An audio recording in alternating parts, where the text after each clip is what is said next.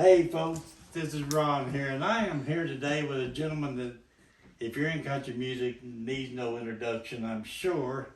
But Mr. Jay Jackson, and people affectionately refer to him as Papa J. There you go. And I am so grateful for you to be here today. Thank you, sir. And thank you for inviting us into your home to do this. Glad to have you here, sir.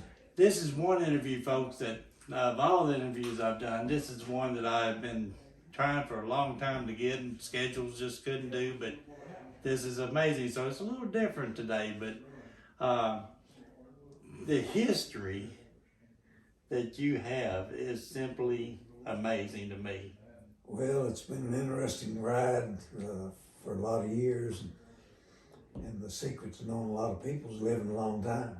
that is so true. It's kind of amazing to me. I was talking to somebody yesterday, and talking about my parents, and I said, well, my dad was born in 1898, and that just kind of hit them and me too, like 1898.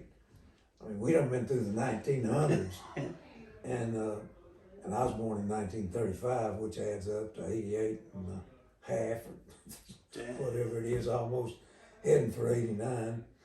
And I still feel pretty good. I still get up, and I get up in the morning, and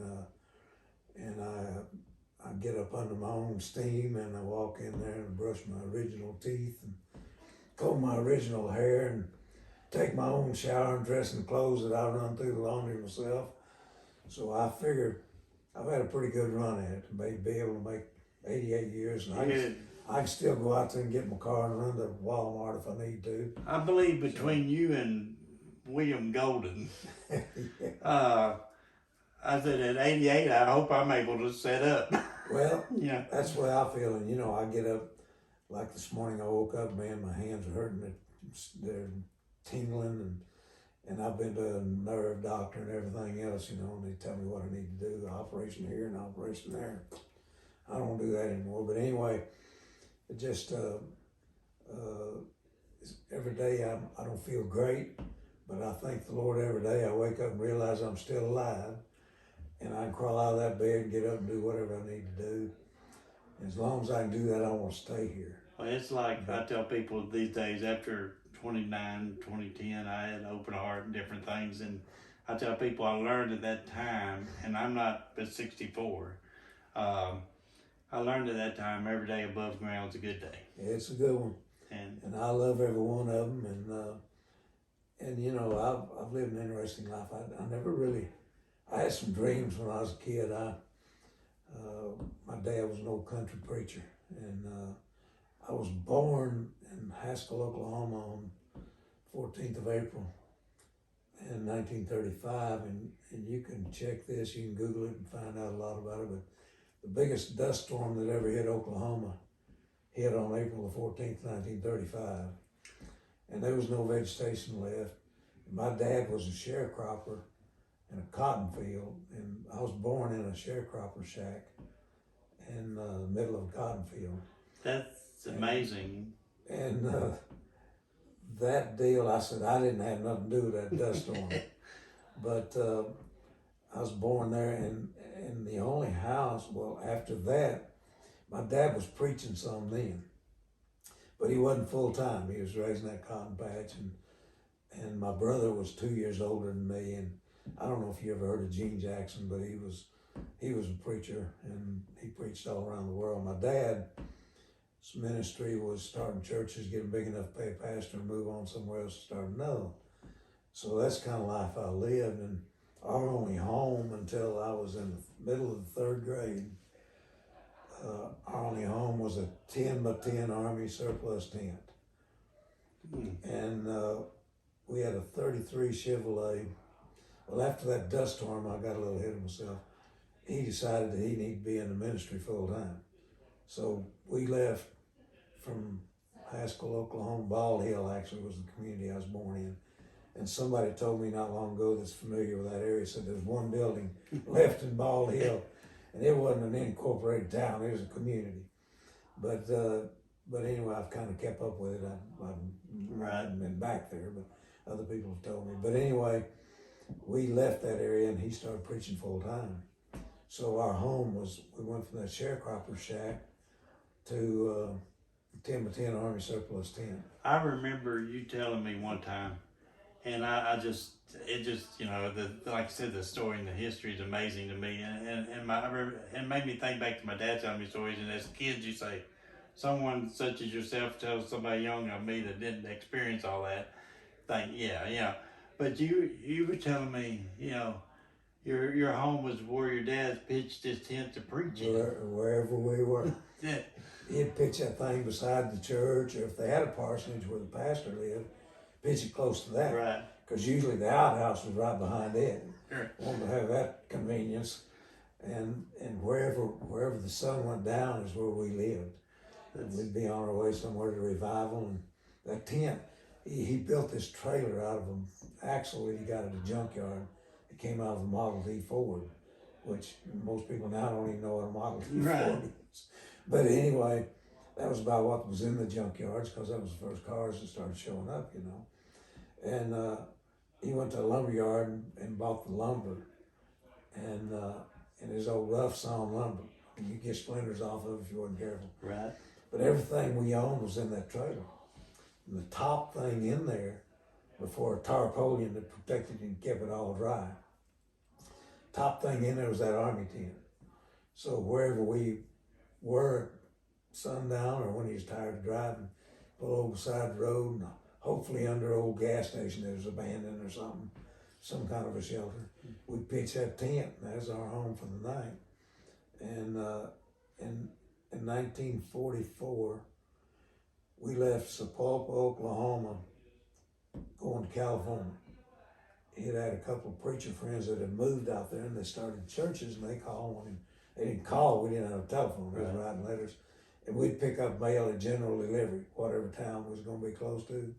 I don't even know if they still And do. now, I'm about to say, now who would even know what that is these days? I don't think they do it. Right. They used to, if you was traveling or moving around a lot, you could have, like if we knew we were going to Corona, California, we could tell you, write us in care of general delivery in Corona, California. Right. You send us a letter there, we get there, we're going to the post office, say, I'm here to pick up general delivery for Jay Jackson. Right. I said, okay, they go get your mail.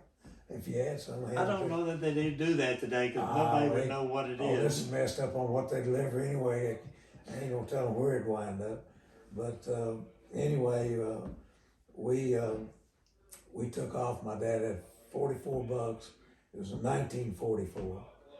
And we stopped at the store and got a stick of bologna and a box of crackers, jar of olives, because they'd keep anything.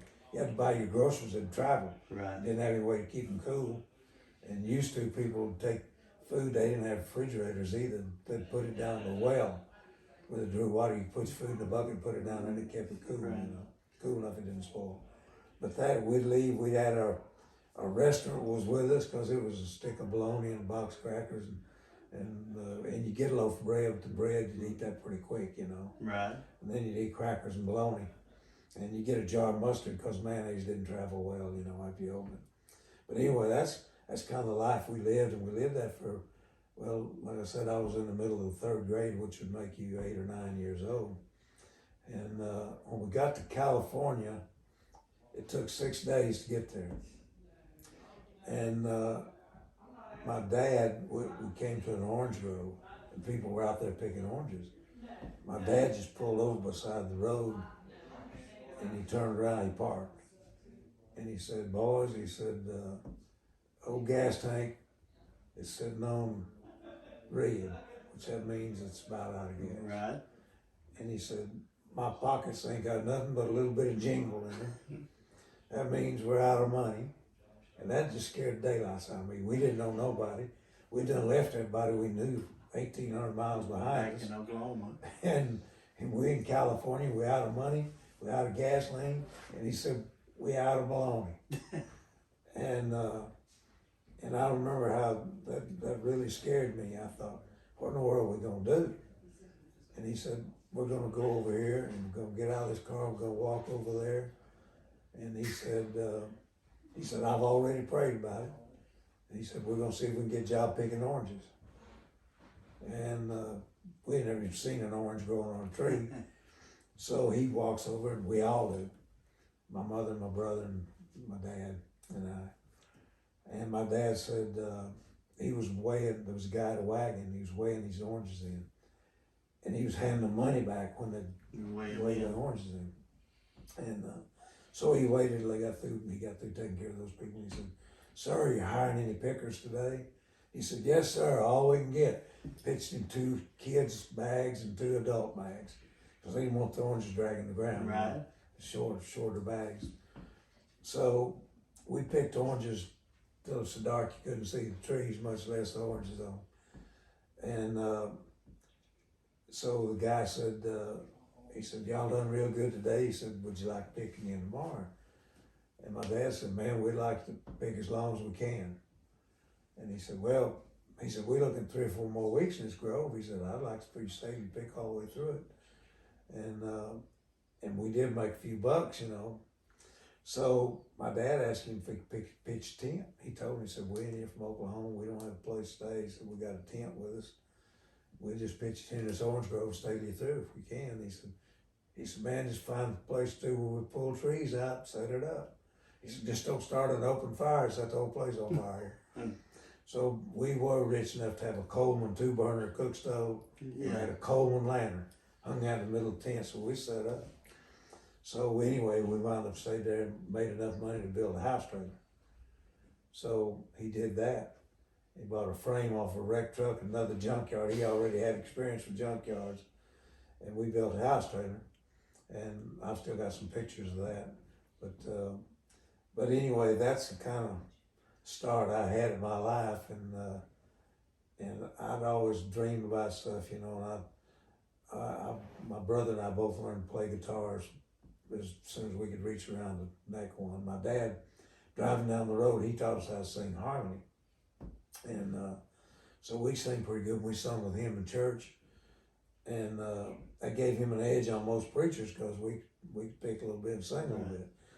And my brother was 2 years older than me, so he was quite a bit taller than me. And he stood him on a grape crate. They were made out of wood then. They shipped all fruit in wooden boxes. And he put me on an apple crate because it was about this tall, and the grape crate was about that tall, and made up for the height. So we'd stand up there and sing harmony with my dad in churches, you know. And we done that until, we sung with him until we was 15, 16 years old, I guess. And traveling across the country, you know, like you said, 3rd grade, 4th grade, whatever it was, and you didn't have YouTube, and you didn't have Nintendos. No, our deal, like I said, was riding down the road. He'd teach us how to sing parts, and he'd say, "Now Jay, here's what you need to sing," and he'd sing it for me. He did know all the parts, right. And then he'd tell me to sing it back to him. And you know, if I missed a note, he'd say, "Okay, that 3rd word you missed, that should go a little higher, a little lower." And he wasn't a teacher. He had an 8th grade education. Right. Of course, in Oklahoma at that time, he did have a teaching certificate. He could taught school if he wanted to, with an 8th grade education. And he never did. I mean, he started preaching when he was fairly young. But kids nowadays, you wouldn't have... Oh, they got a Nintendo game. Yeah, I did. In our car, right now, we've had that car now a year or so. And there's 2 televisions in the back. We've never turned. I don't even know how to turn them on. Yeah. And I don't care. I mean, we didn't need that. When I was a kid, I mean, like I said, I'm just 64, but I remember my mother and my grandmother even, when she would watch us, our games or excitement was they locked the front door till you, "We'll let you in when we want you in." Yeah, play outside till we're ready. You make your own games. Well, that's what we did too. And you know, looking back on that and looking at today's teenagers, they worry me a little bit. They got a cell phone in their pocket. They got all kinds of electronic games they play, some of which not too too good. Yeah, they probably shouldn't be playing that. Right. But and the standards are a lot lower now. Like language, you know, if you said a heck or a darn, you know, you get that old tail ready for a razor strap. That's right. And that stuff is absent from the home anymore. And of course, we have one son, and I don't remember getting a belt to him, but we taught him how you act and what to do. And Jay, I think the world of him. He's always been good to me. Yeah. You know, he's never drank, never smoked, and I thank the Lord for that. I've never told him not to. In fact, when he was a young kid and everybody was smoking, I said, man, I wish you wouldn't smoke. Yeah. If you feel like you got to, don't sneak around and hide, do the crap. That's what I didn't like that. It's like my dad used to tell us, if you don't lie to me, because if you lie to me, I'm gonna catch you. That's too offensive. He said, if you don't want me to know something, just tell me it ain't none of my business. He said, you might still get in trouble. But so you were in when y'all were in California, and I may be jumping ahead, but if I am, just tell me. When you got into the radio? Well, what I actually the radio programs I had were in Crossett, Arkansas, where I graduated from high school. I thought it was just... Well, what happened? We went to California in '44. We stayed there for 7 years. My dad held revivals all up and down California. Then he took a church. There'd been a church there, and the building was standing there, and the old parsonage was standing there, and they hadn't had a pastor in years and hadn't had church there. But they wrote my dad a letter and asked him if he'd consider going there and trying to revive that church. So back then they prayed about everything they done. They didn't say, send me your benefit package and let me look that over and then we'll pray about it. See if we can feel the Lord guiding us. They'd base it on how much a week you're going to pay them. If you got 2 new suits at Christmas time and if they paid your car note. But that stuff wasn't even consideration back then. It was just if we felt led to be there. You actually prayed about it, and if you felt the Lord was leading you and that you could do work for Him, you went. If you didn't do it. So he felt like that's what they should do.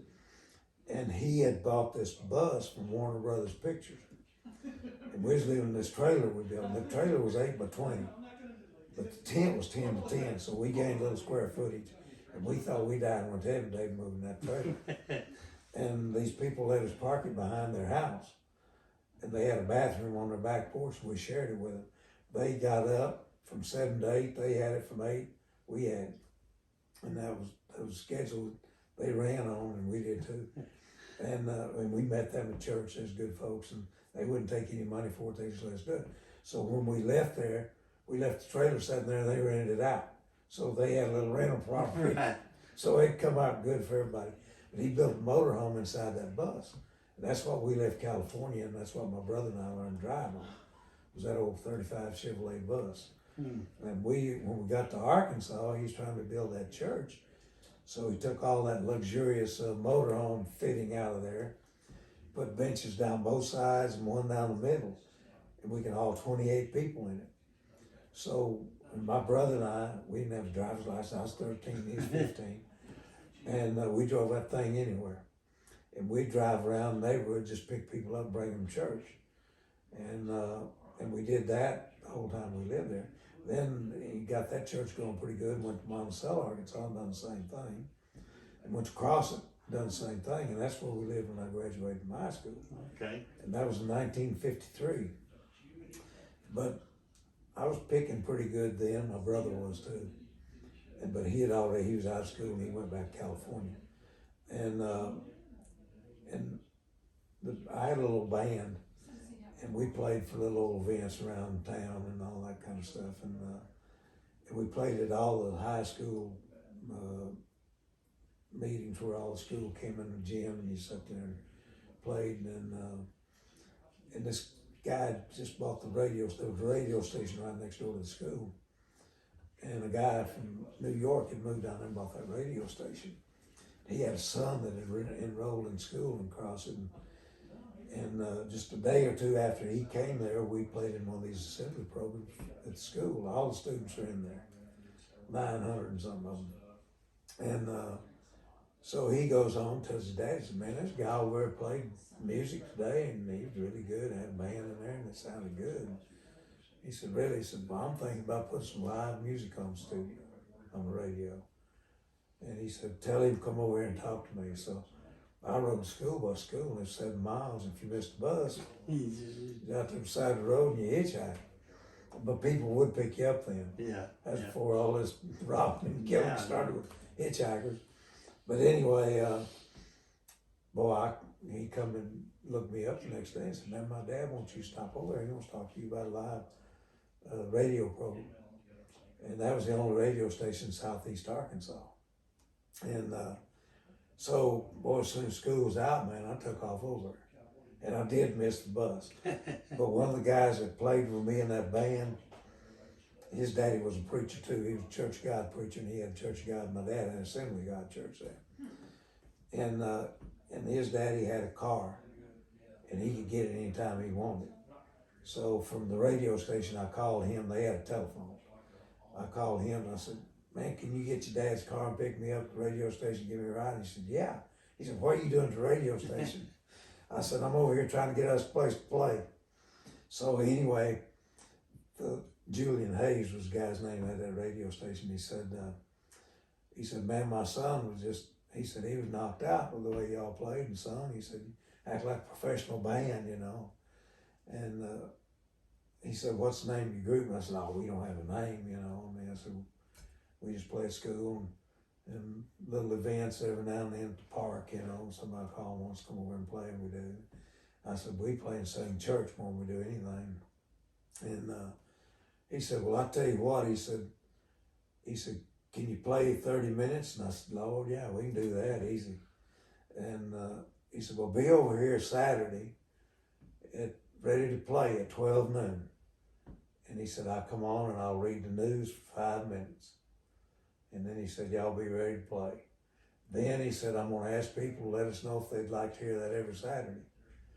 And if we get enough mail, he said, I'll have you come in here and play every Saturday.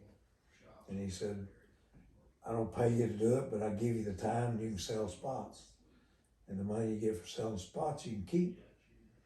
And I said, how much you get for spots? And he said, oh, you can get $5 or $10 a piece for them real easy. Now, this was 1952. So all I heard was 10. 10, yeah. And so I told him, I said, we'll be here Saturday. So I called them boys. And one of them was Lloyd Brown, the one who his daddy was Church of God preacher. And so I called him first because he did have access to that car. So if I couldn't get my dad's car, we had 2 shots in the car, but made sure he is there. So anyway, we wound up. That Saturday we was over there, man, and we was ready to pick. And I'd noticed he'd pick up that phone. There's a little glass window, and he was in there, and he was the owner of the station. He was the engineer. He was a receptionist. He did it all. He done it all. And the station was that little control room over there. There's one big room twice as big as this with an old carpet on the floor. Just ugly old carpet. One microphone standing up in the middle and an upright piano against that wall over there. That was the studio. Egg crates all over the ceiling, all the walls. That was your soundproofing.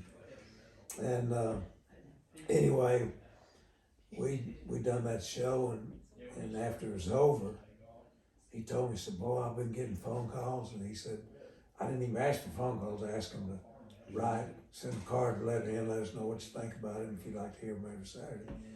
So he got a bushel basket full of mail.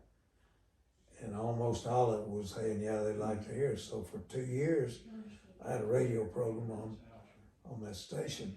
And at first, you know, my daddy was Assembly of God preacher, the old Pentecostal folks, and everybody like to call us holy rollers, which used to pee me off. And I had more fights over being called a holy roller than I did anything else my whole school lifetime.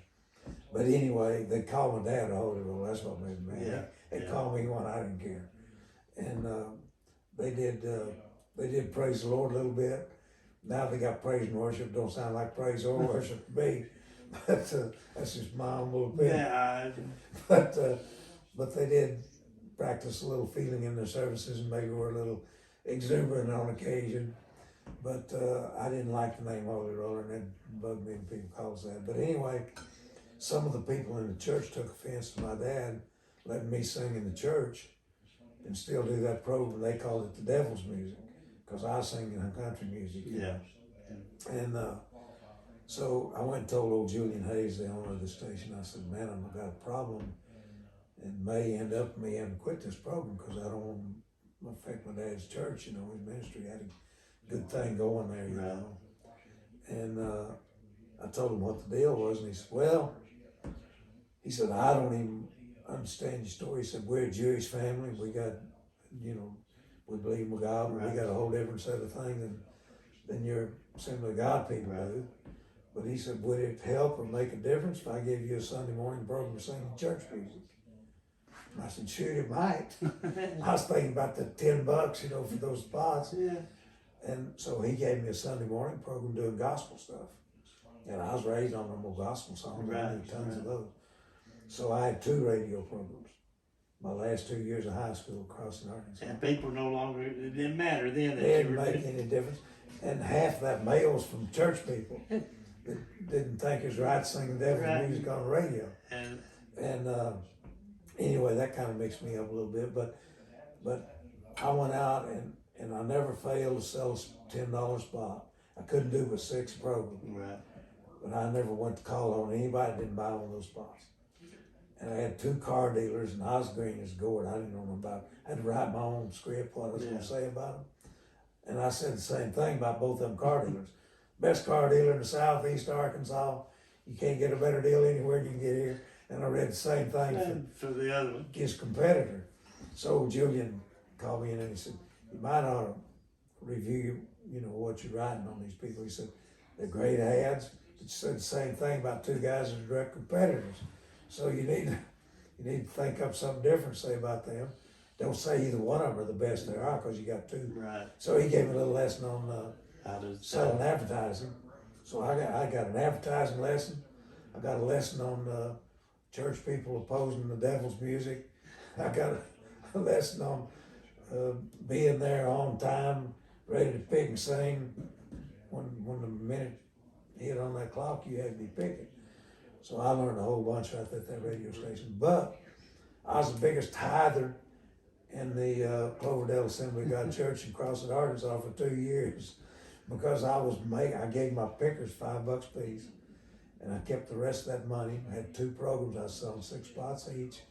That's $60 for each one. I was taking in $120, and I was giving my pickers $10 a piece out of that. There's 3 of them. So I was making more money than my dad ever thought about making pastoring that little church. In fact, I've still got a logbook of all the money he made through 1948. And it was $4 or $5 a week. Right.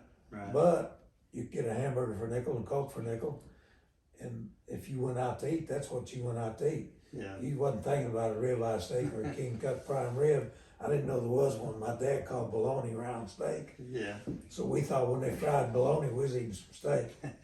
We didn't really think that, but it was. So was it in Arkansas, or I remember talking to you in the past, when did you meet, or where did you meet Johnny Cash? Because talking about Arkansas. Well, I graduated from high school in Crossett, Arkansas in 1953. And this is another thing, I don't brag on anything I've ever done. I thank God for everything I've ever done because I think he led my footsteps without me even asking him. He knew where I ought to be and what I ought to be doing. And that's still true today. And I believe I still go with that. He put me in places where I met people I wasn't necessarily trying to be. I never set out to say I had some goals. I started to tell you a while ago, I had a few things I wanted, like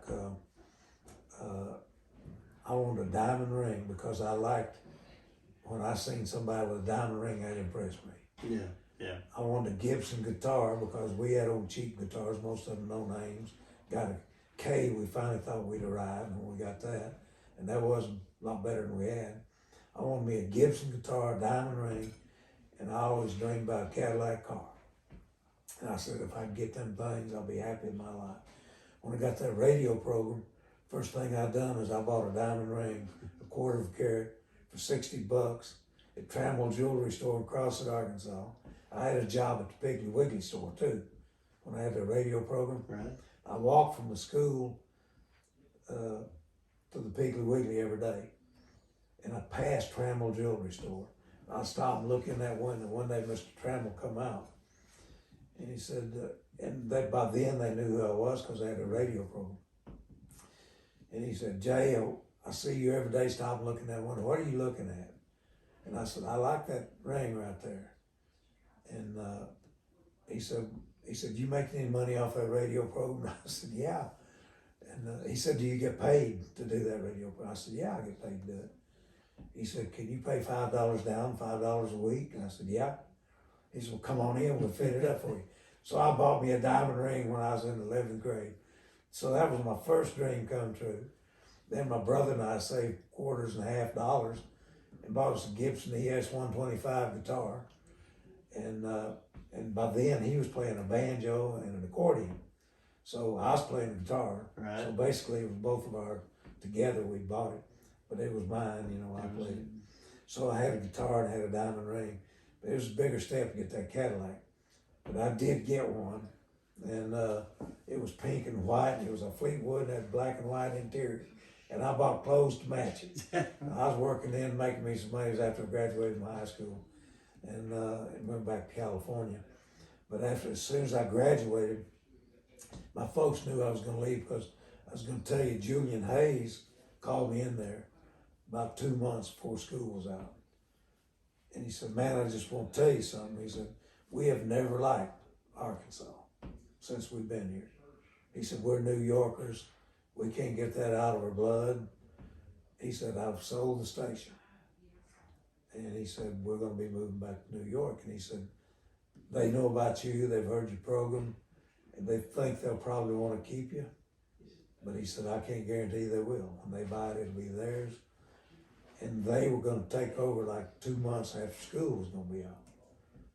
And I got to thinking about that, and I thought, what I'm going to do when Julian leaves, I'll leave. Yeah. And I'm going to go back to California. So my graduation present from my mom and dad, they raked and scraped and bought me the biggest Samsonite suitcase they made at that time. And when I graduated, I had $140 and I bought me a bus ticket.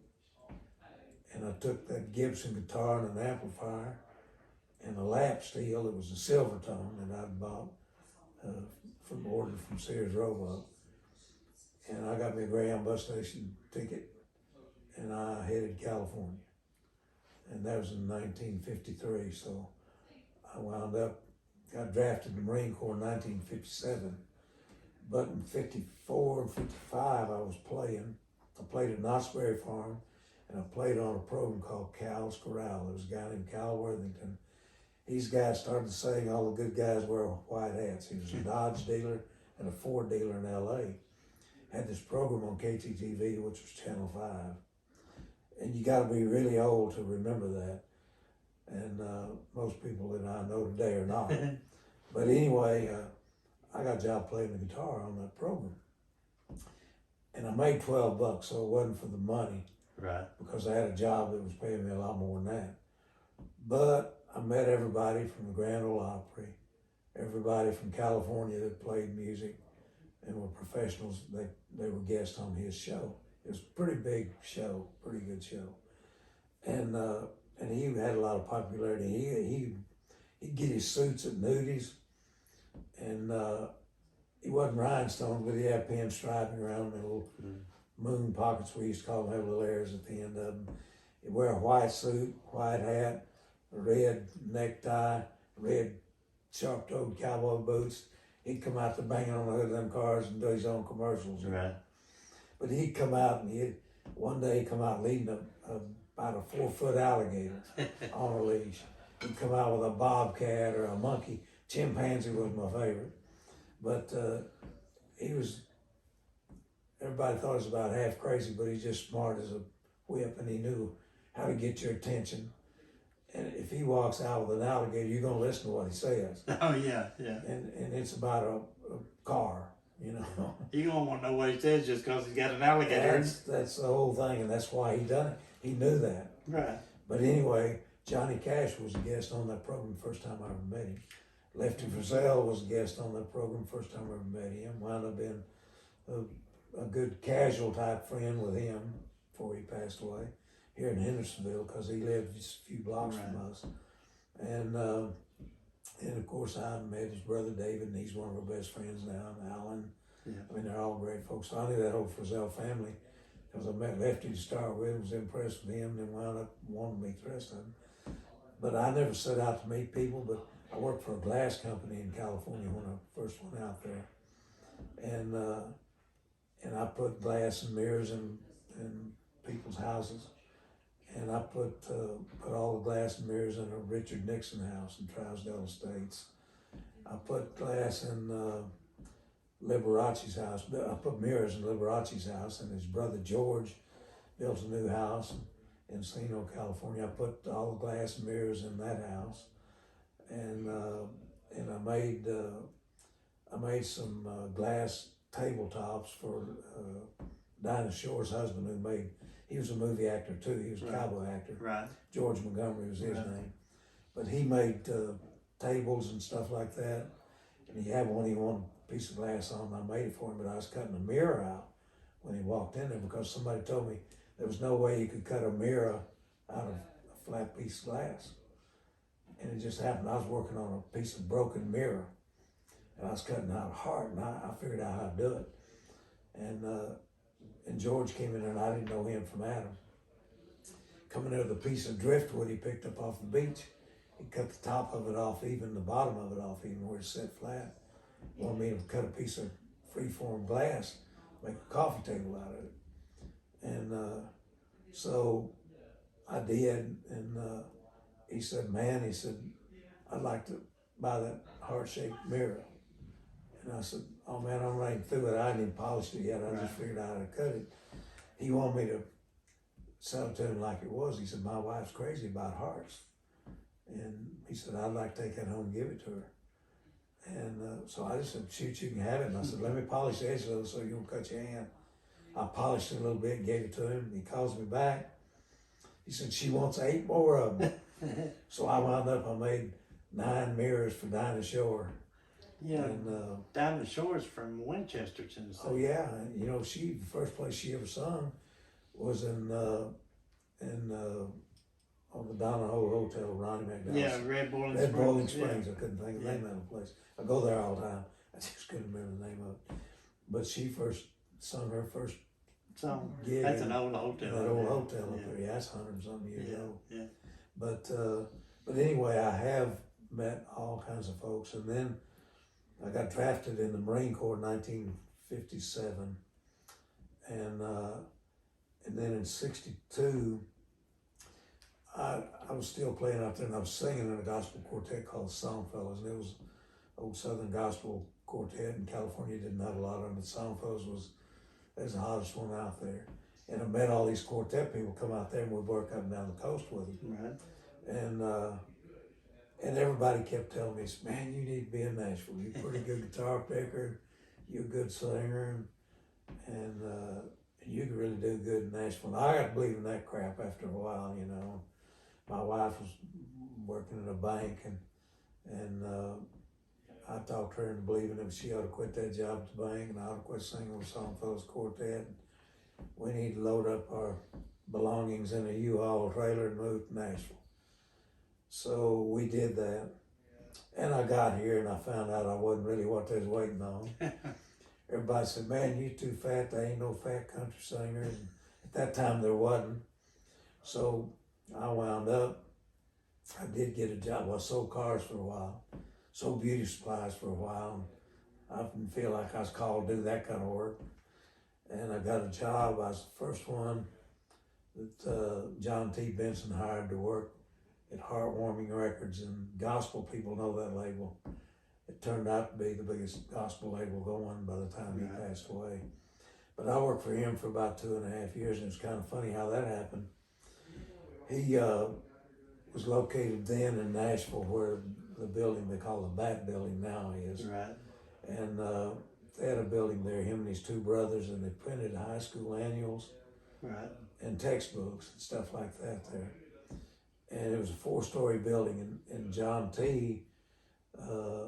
Had got one of the floors, and he started publishing sheet music and songbooks, hymnals, church hymnals, and he done that separate from the rest of the brothers. They they had Benson Printing together. Right.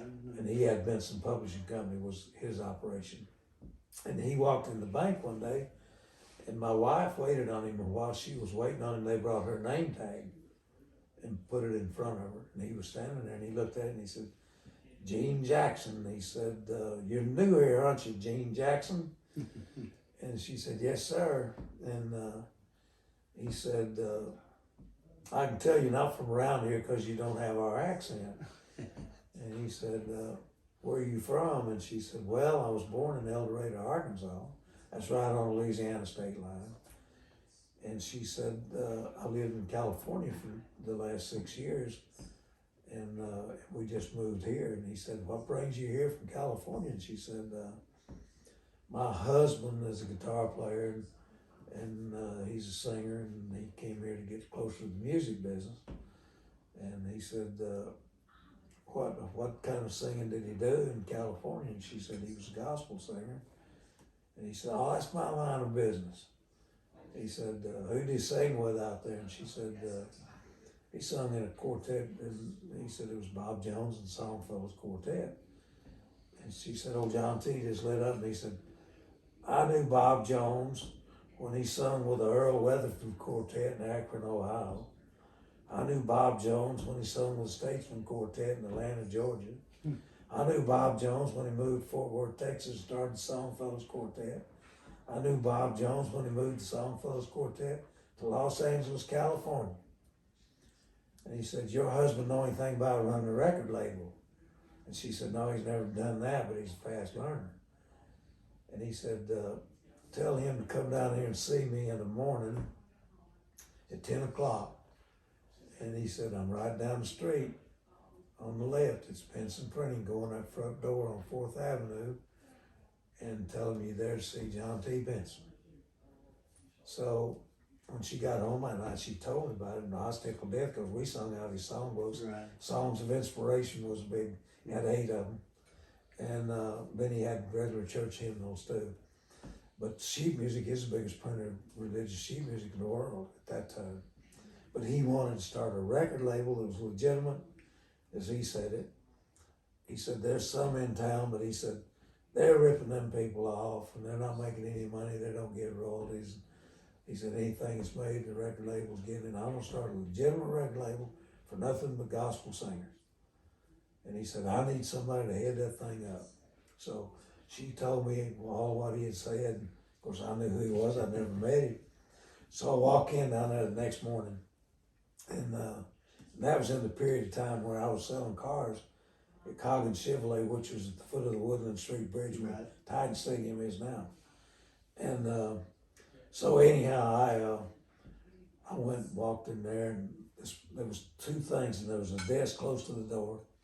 Back across the room, and there's a big old room, was another desk with one 4-drawer filing cabinet, and a little white-haired lady, old lady sitting there with that hair about that high on her head. And that was all that was in that room. So I walk in, the woman close to the door, she said, you Jay Jackson? I said, yes, ma'am. And I could hear a piano playing in a room next to it. And she said, she pointed to that door, and she said, he's in that room, he'll be waiting for you, just go on in there. So I walk over and I knock on the door, and she said, just go on in, he's waiting on you. And I thought, oh, John T. plays the piano. Right. And I walk in, I open the door, there's a little spinning piano, and there's a guy sitting there playing the piano. And there's a couch in there, and there's an old man laying on the couch with his feet on the arm of it on the other end. And he's sound asleep. There's one other chair in there, like we're sitting in, that's all. No desk or nothing, wasn't an office. And there was just a sleeping room and a piano playing room, it looked like. So since the only one awake was the guy playing the piano, I just kind of turned around at him and said, sir, are you Mr. Benson? He said, and then he answered me, just pointed over his shoulder, the guy laying there asleep. And I said, well, he's asleep. And he said, yeah, he always goes to sleep every time he comes in there and lays down. He said, you shake his foot and you'll wake him up. Now, this is a job interview. I'm there on, you know. He's telling me to shake that man's foot and wake him up. He's laying there on that couch like this. And so I took his foot real gentle, kind of moved his foot a little bit, and he kind of jumped a little bit, and he didn't move. He kept that same position. He said, Jay boy. And I thought, well, that guy playing the piano must be named Jay too.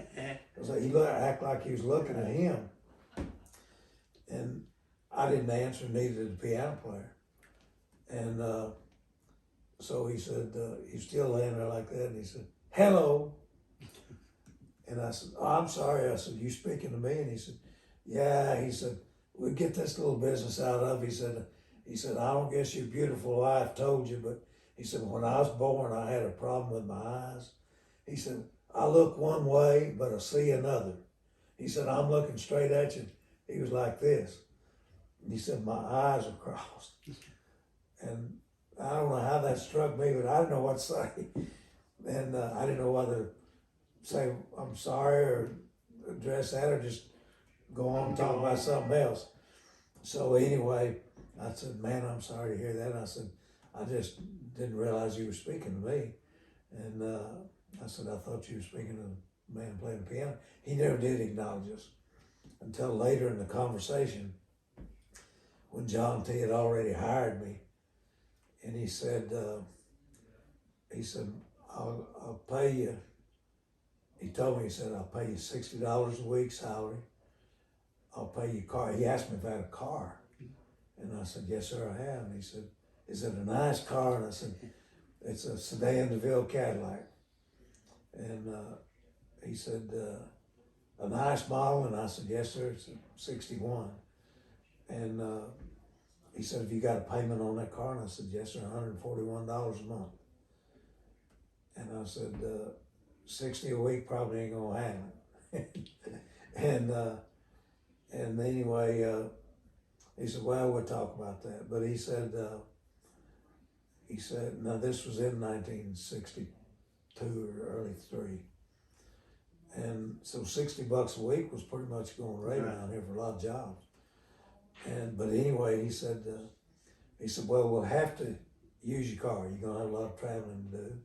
You're gonna have to go to a lot of quartet singings. We want to get some people on the label. He kind of outlined what he wanted to do. He said, I want the label to be called Heartwarming Records.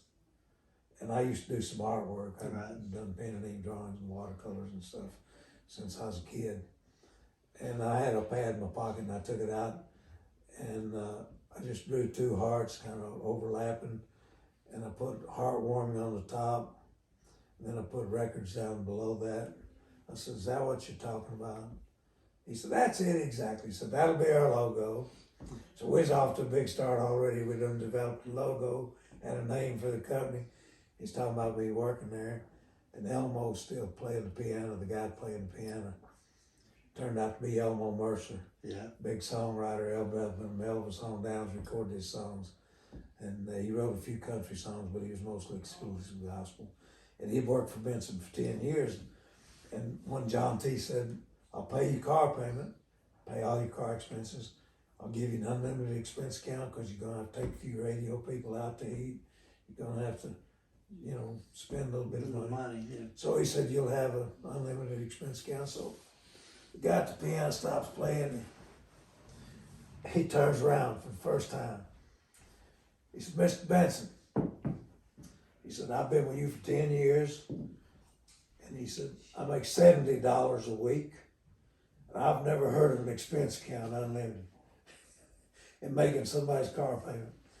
So John T., he's still sitting there, and he turns his head where he's looking toward Elmo.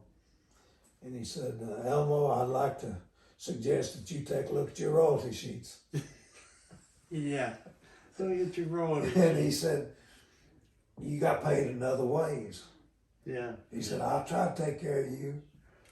But he said, this is between me and Jay Jackson. He said, you go ahead and finish arranging that song, and if you can get it published and get somebody to record it, you'll make some money off what you're doing right now. That's true. And so Elmo resented me for a while. I worked for Benson. The first year and a half, I was the only employee at Heartwarming Records. And shoot, we had all kinds of people signing up, and he wound up with name brand artists on his label. and it wound up being the biggest gospel recording company in the business, and he sold out. The boys, after he passed away, had 2 sons and a daughter, and they sold that company for a big chunk of money. And I was tickled to death to look back and see something that, and you know, I never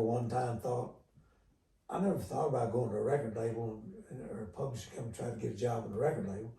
I mean, somehow or another, and I think it's divine guidance. There had to be. You can call it anything you want to. You can say I'm the luckiest guy in the world, and I might be, but I lost several $1,000s in Tunica, Mississippi, playing slot machines, so I wasn't the luckiest guy in the world. I think I was put where I ought to be when I should have been there. I think that's the way it looks. And we're going to take just a quick break. Just give me 1 second. I know I'll edit this out. I'm going to cut this thing off. I thought I had it off and it'd be in on it. I probably talked it dry. No, it was, well, it's okay. It's something beeped in from a message, but I thought I had it on silent, but anyway, I got to be my phone was doing fine.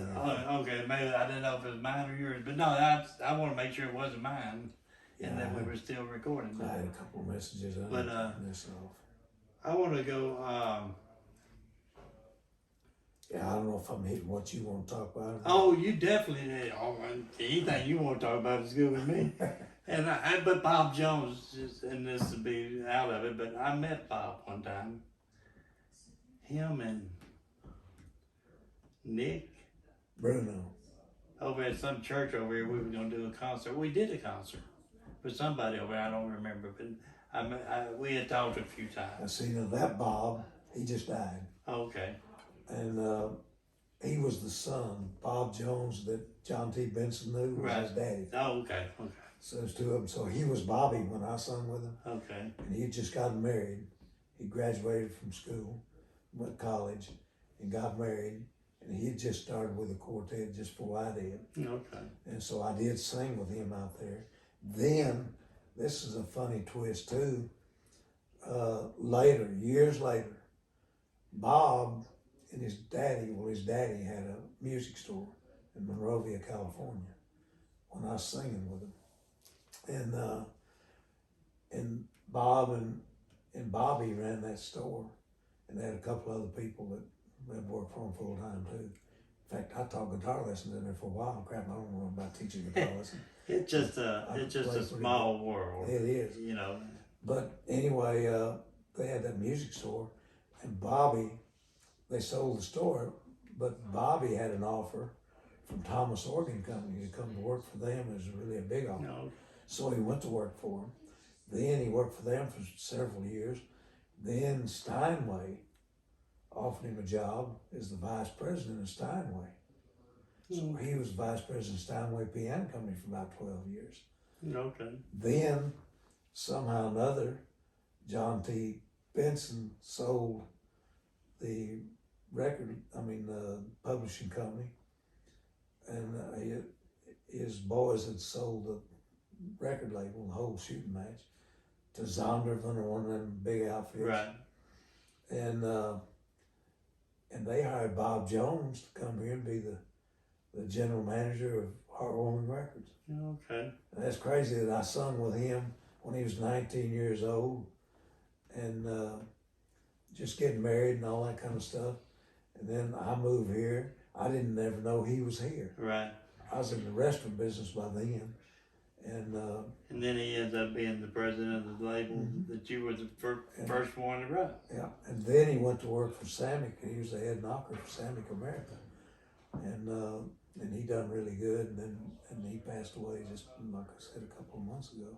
There's one story, and I don't know really where this would fall into the history line, but there's one story that I've just never forgotten that.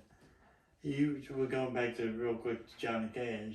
You were telling a story one time about, I don't know if it was you or your wife or somebody was sick, but that people did not realize My mother. How when he went to the hospital to pray for him. How Johnny was actually religious, even in his wilder days. He was super. Even when he was on those drugs, he read the Bible every day. he kept a Bible by every position he's occupied in his house, by the bed, by the easy chair, dining room table, and he had a pair of glasses laying on every one of them Bibles. So he didn't have to go chase another Bible, he just picked one up wherever he was sitting. And he was super religious. In fact, they went to my brother's church, and my brother built a church in Hendersonville, Assembly of God Church. And then he wound up, my dad never owned a house. He never had a new car, and my wife and I bought him one. And they wound up, when he resigned, his last church was in Camden, Tennessee. It was the only church he ever took where he had a salary. And when he took that church, he was like 65 or something like that. He stayed there 9 years, and he was 75 when he resigned. So that, something like that when he took that church. So he should have been retired by the time he got his first salary at church. It was $100 a week. And anyway, he pastored that church for 9 years.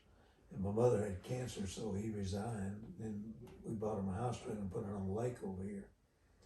And then she had to go in a wheelchair, and the house trailer we bought him wasn't big enough to roll a wheelchair down the hallway, so we bought the biggest one we could get.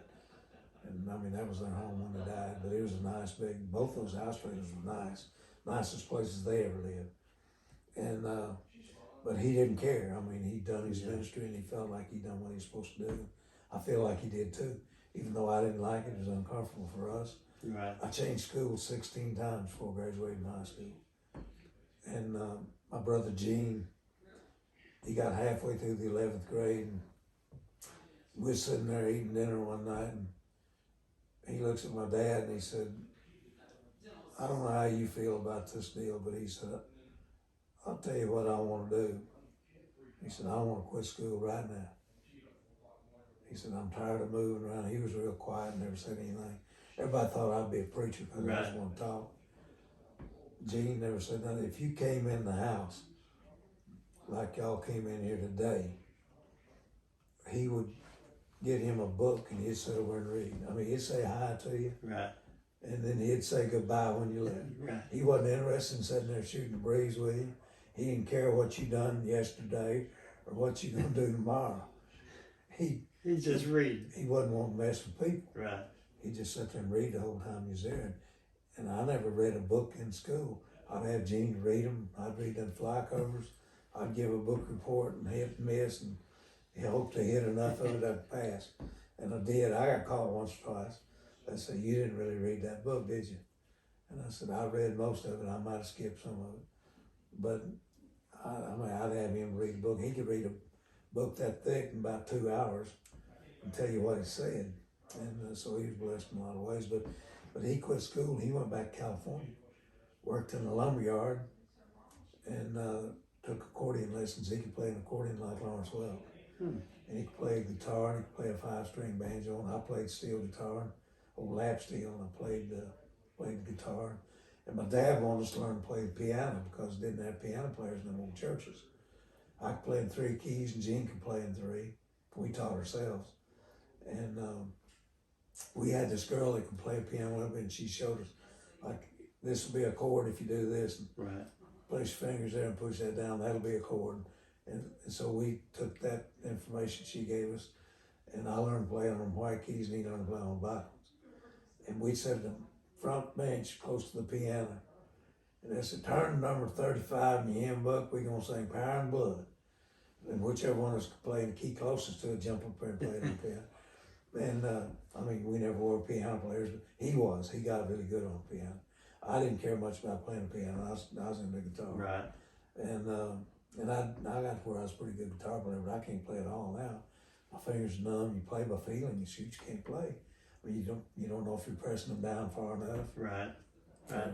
But I heard you play here a couple of years ago, and I thought it was pretty good myself. Well, I let those guys talk me into doing that. That one guy, he's a preacher from Dayton, Ohio. They come down and spend some time with us, and he said, man, just get one of them guitars. I've always got guitars sitting there. He said, get one of those guitars and let's just play a little bit. And I said, man, my finger's so stiff. My finger's so stiff you wouldn't believe it. Yeah. In fact, that finger's what they call a trigger finger. Like I didn't do that. Yeah, it just does, it just closes. And it'll open, man. I'm trying to open it right now. And it hurts like crazy. Yeah. But it'll open. Mm. And so I can't play anymore. And that really bugs me. I mess with that piano a little bit because your old finger's straight. But I can't hit them right either, and that aggravates me. But so when did you? I know when you came away, when you all moved to Nashville and so forth, you ended up with a couple of Pizza Huts or Pizza Places, not Pizza Huts, but Pizza Places, and I was working for. Well, I worked for Benson for a little over 2 years, and then he had his son Bob moved back here. He was a preacher, Nazarene preacher, pastor of church, California, and they moved back here. So he came to work there, and I loved old Bob. I mean, we got to be great friends. And unfortunately, he had cancer and he passed away. So our friendship lasted as long as he did, but it wasn't near long enough.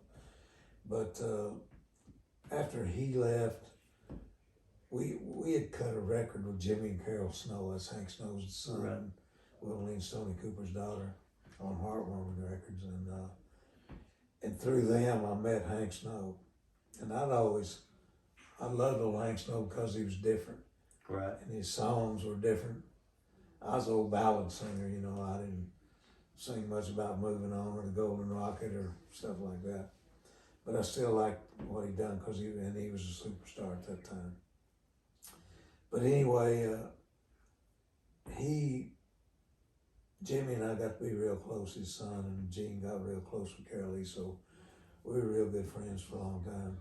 But anyway, Hank mentioned to me one day that he was looking for somebody to take over his whole operation and run Hank Snow Enterprises. At that time he had 3 radio stations, and he had a music store and offices upstairs over the music store, and a couple other things. Had a boat he named the Golden Rocket out here on the lake, you know.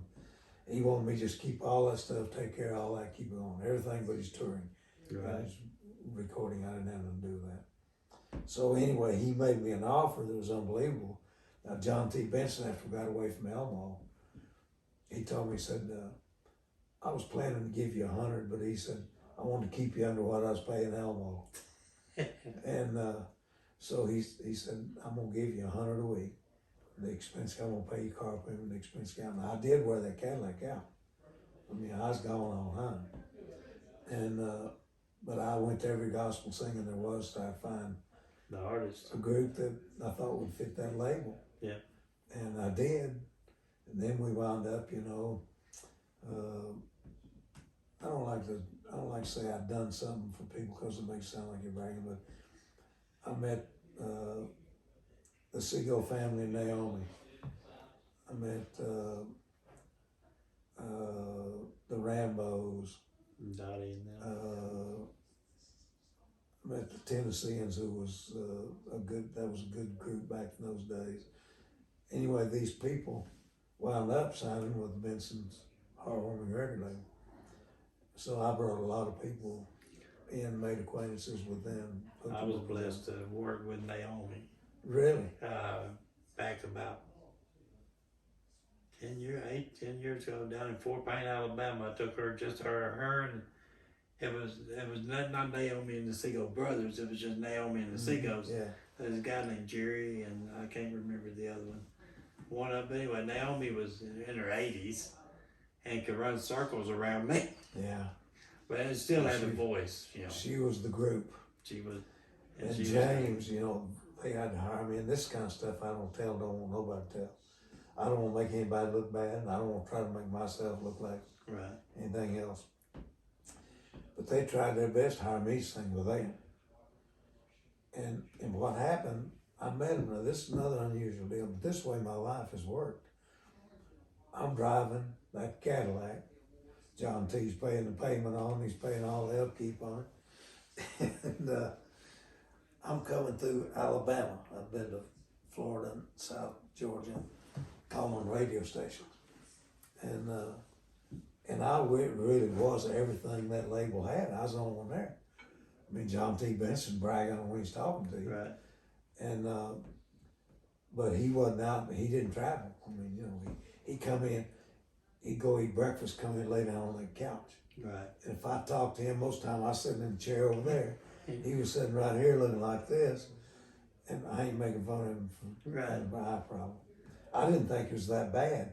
But when he's like this, it wasn't really, I mean, if you knew it, you noticed. You're right, but if you didn't, you didn't. But if he hadn't told me, I wouldn't have figured that out probably anytime soon. I would have sooner or later.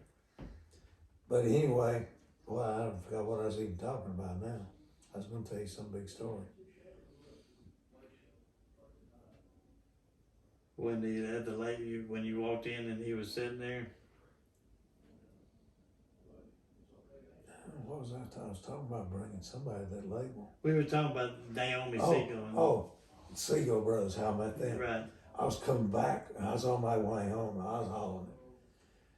And I see this old black bus parked in front of a sleazy at that time looking motel, but it was one of those back like this and like this, a U-shaped thing.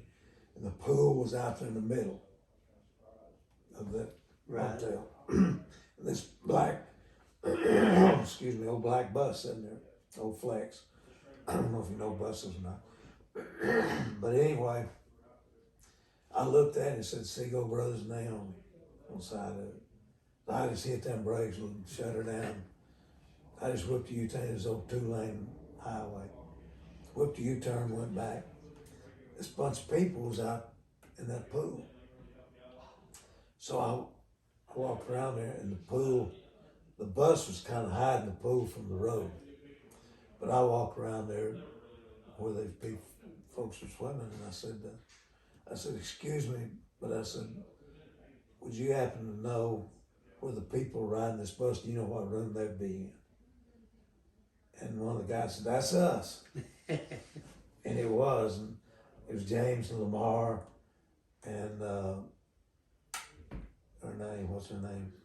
Naomi. And 2 or 3 kids. And the kids were their grandkids. And so anyway, James and Lamar get out of the pool, and there's another one, I can't think his name, there's 3 of them brothers. And so anyway, I handed him my card, and you know, it made me look like I was important. And but the Heartwarming Records, Jay Jackson, the Heartwarming Records, is what I said. I said, I'm Jay Jackson, I'm with Heartwarming Records. And I said, on my way home, I seen your bus, and I just want to stop and shake your hand. And they had, sorry, I never knew you. That was the first million seller. Yes, it was, and they never made no money on it. A guy named Cecil Scaife made the money. That was one that John T. Benson mentioned. Yeah. You know, when he was telling me about the record labels in town. But anyway, they said they wanted me to stay. They were singing at school that night, close to that hotel where they were staying, a little old town. I don't even know the town. And they asked me, and it was later in the evening, and they asked me if I'd stay and go to that show with him, and I could hear him sing, and then I'd know what to tell John T, because they said they'd love signing on my label. And they said, would he buy us a new bus? And I said, probably not. He ain't done that yet. But I said, you know, he's got the money to buy one if he wanted to. And John T told me he'd put whatever kind of money in there needed. Because they was rich then, they was really rich. Right. They weren't as rich as they were when they sold that property. Right. The telephone company, that's when they made the leg. But anyway, James was done talking to me, but he said, I'd like for you to hear us in person and you know what to tell him. But he said, if you would, just mention him, this old bus on its last leg. And it looked like it was, you know, just sitting there. And he said, if we keep going, he said, we've got some momentum now, we've got that song behind us. And everybody knows it, and they know us from that song. And he said, I think we'd be worth a little upfront money. He's putting a pitch on me. Yeah. I'm supposed to be there putting a pitch on him, you know. So I stayed. And And I popped the trunk in my car a little later when they got out of the pool. And I popped that trunk in my car and I had a guitar and amp in the trunk. And old James and Lamar was standing there and they said, "You a guitar player?" And I said, "Shoot, yeah, man." And I was then. And I fingerpicked and in fact, my last paying job in the music business was I played the guitar and sung with Wally Fowler and his original bunch. The original Boys quartet. Before it was the Oak Ridge Right, Boys. the quartet or whatever. In fact, that's another story I wouldn't tell. I mean, I wouldn't want told. But the reason he called me, I had a trio called the Velvetones, and he was booking us for $300 a night. And I was working for Benson when I started that group. And he called me one day, wanted me to come over there, and I went. And he said, "Man, I got a proposition for you." He had a little heart attack. And, you know, he started the Oak Ridge Quartet in Oak Ridge. Yeah. That's where he's from in 1940. And he was smart. And he had that name registered. He owned it. And had copyrights on all his stuff. Man. But anyway, he told me, he said, Smitty Gatlin had left that great, well, he had this heart attack and the doctor told him he needed to lay off for 3 or 4 months. So he did, and somebody come by, wanted to buy his old bus, and he sold it to him. So everybody thought he ain't never going back to work. And so Smitty had the Smitty Gatlin Trio, and he bought this old bus, had Smitty Gatlin Trio painted on the side of it. And then he hired Herman Harper to sing bass with him. And then it was a quartet. Yeah, So he didn't put the Smitty Gatlin Quartet down the side there. yeah. He painted that out and put Smitty Gatlin in the Oak Ridge Quartet. So somebody called Wally and said, "Man, He's using that did name. you say your name's Smitty?" And he said, "No." And he said, "He's got Smitty Gatlin Trio." And he said, "No, he's got Smitty Gatlin Quartet. I seen his bus going down the road." And so he checked it out, and sure enough, Smitty done got him a quartet and called it the Oak Ridge Quartet. And he said, "I went and talked to the lawyer, and he says I can win either way. But he said, if I start working again, get back on the road right quick," he said, he'd throw it out of court. We won't even have to go. We'd get judgment against him from using that thing. Yeah, So he said, "I'll give you $400 a night." He had 8 dates booked for the Velvetones. He said, "We'll work those dates. I'll go with y'all. We'll be the Oak Ridge Quartet. I'll send them all a little mailing out and tell them that the Oak Ridge Quartet is going to be singing in place of the Velvetones for that show." And he said, "I'll do that for all 8 of them, and then I'll book some more." And he said, "I'll pay your car payment and take care of your car because I don't have a bus. We got to ride in your car." And he said, "I got no car," but he said, "I wouldn't want to go on the road in it." So we traveled in my Cadillac for about 4 or 5 months as the Oak Ridge Quartet. I had a piano player who played the crap out of the piano. And then he got the judgment against Smitty for taking his name, forbid him for using the name. And that's the reason they wound up being the Oak Ridge Boys. I think Wally Fowler, I think, well, correct me if I'm wrong, but boy, he was known as a man with 1,000 friends or something like that. Yeah, something like Something that. like that. I'm not sure that's it exactly. He was into the promotions as well. Oh, he's a big time yeah, promoter. yeah, He done the Friday night all night singing yeah, at the Opry. yeah. Started after the Opry, and it ended at 4 in the morning. And he took this Velvetones Trio. We sung almost pop kind of stuff too, because this piano player was into me. Yeah. I spent 5 minutes of our program challenging you to name a song he couldn't play. Challenge the audience, and I don't care if it's Liberace Or whatever he could play. whoever it was, Dale Woods. I mean, you know, Down Yonder. It didn't matter. He was some kind of piano player. He turned out to be gay, and that was a big problem we had. He fell in love with the baritone singer I had there. So that's the reason we finally, well, we stayed with him until he got that deal settled. So Then I quit altogether. a lot of folks will ask me that know we're friends on Facebook, and they'll say things, and they'll say, well, Mr. Jackson, he's out every night with somebody else. And he said, him and his son. So you were in the t-shirt, you started a t-shirt business. I started that company in 1984. I took a big trip when I was working for Hank Snow. I bought a Dipper Dan ice cream store in Donaldson. And then I put a pizza joint in Madison. And that little pizza store, boy, it was a little small hole-in-the-wall deal. But I specialized. I've always tried to treat everybody like I want to be treated. I was a big fat boy. I liked to eat. And I wanted to get my money's worth when I went in a restaurant. Right. And I tried in that ice cream joint, I told every ice cream dipper that ever worked in there while I owned it, give them big dip, make it hang over the edge where they got to eat that first round fast before it melts. Because that's the way I like it. That's the way I want to do the customers. I went to pizza business. I wanted a layer of each flavor you ordered. If you ordered pepperoni, onions, and bell peppers, I didn't want a little bit of sprinkling of what you want. I want to make a layer of pepperoni, a layer of bell peppers, and a layer of onions. And that's the way I done it because that's the way I liked it myself. And if you will try to please everybody like you please yourself, you'll make everybody happy. So I had an advertisement I put out, a half a page in a little throwaway thing they called the Madison Shopper. Yeah. Cost $25 for a half page ad in there. And I put an ad in there, come to Luigi's Pizza, you buy one, get one free. And they come in there 3 on a horse and we made pizzas. And I called my brother and his wife and they didn't live far from there. And I called them, come down just fold boxes. But I knew they didn't know how to make a pizza.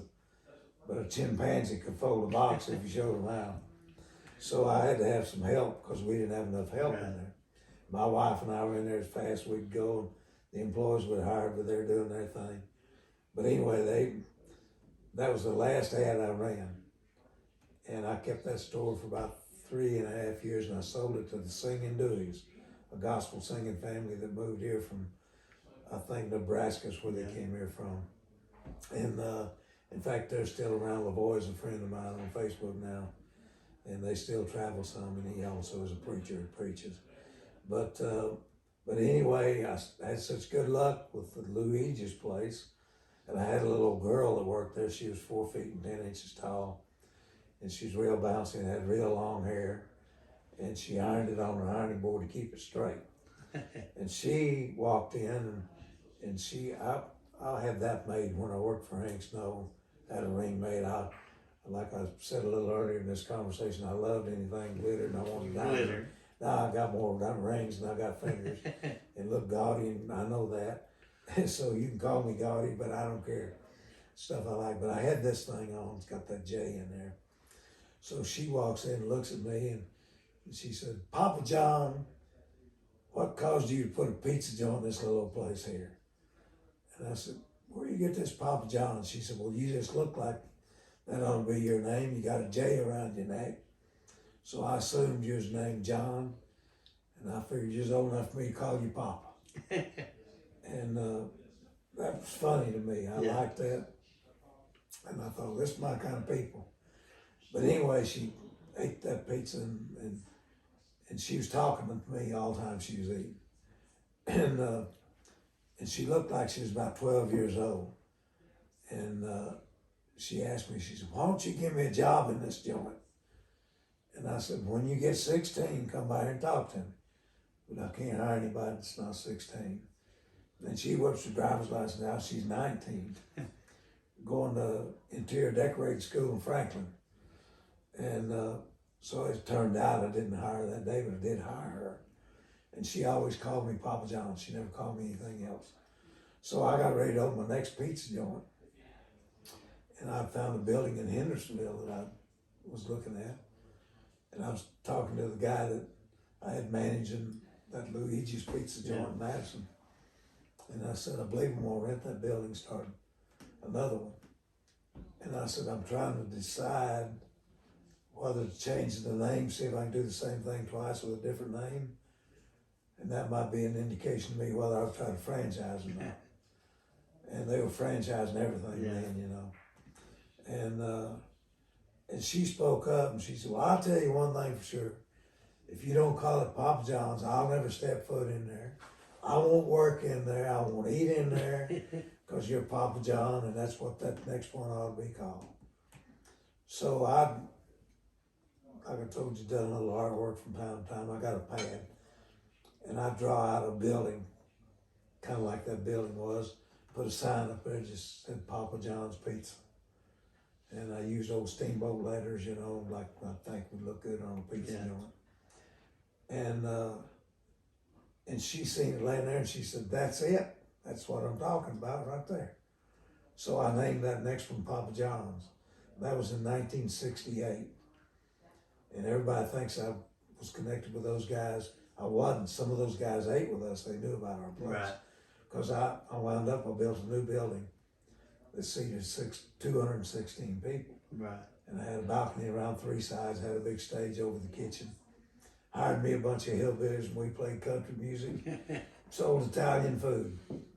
And I'd done that for about, I was in restaurant business, all this stuff for 15 years. Yeah. Then I was fortunate, I think everybody that was anybody ate in there.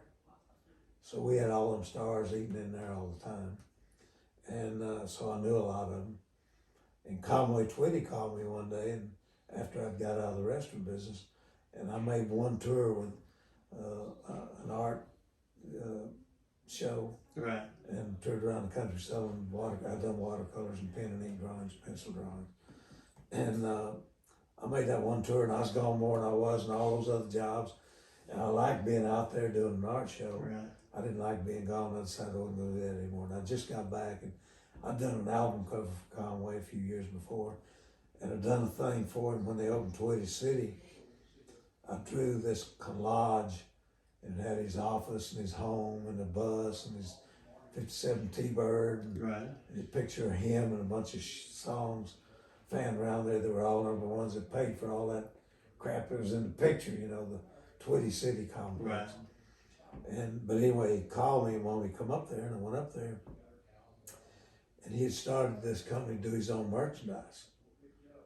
And he said, you know, he asked me what I was doing. I said, well, nothing right now.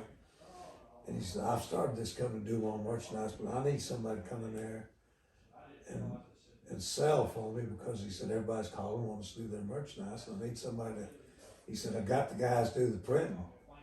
We're already doing that. But he said, I need somebody that can kind of pull it all together. And he said, I thought you might be good for that if you'd be interested in it. And I first told him I didn't think so until he told me how much he'd pay me.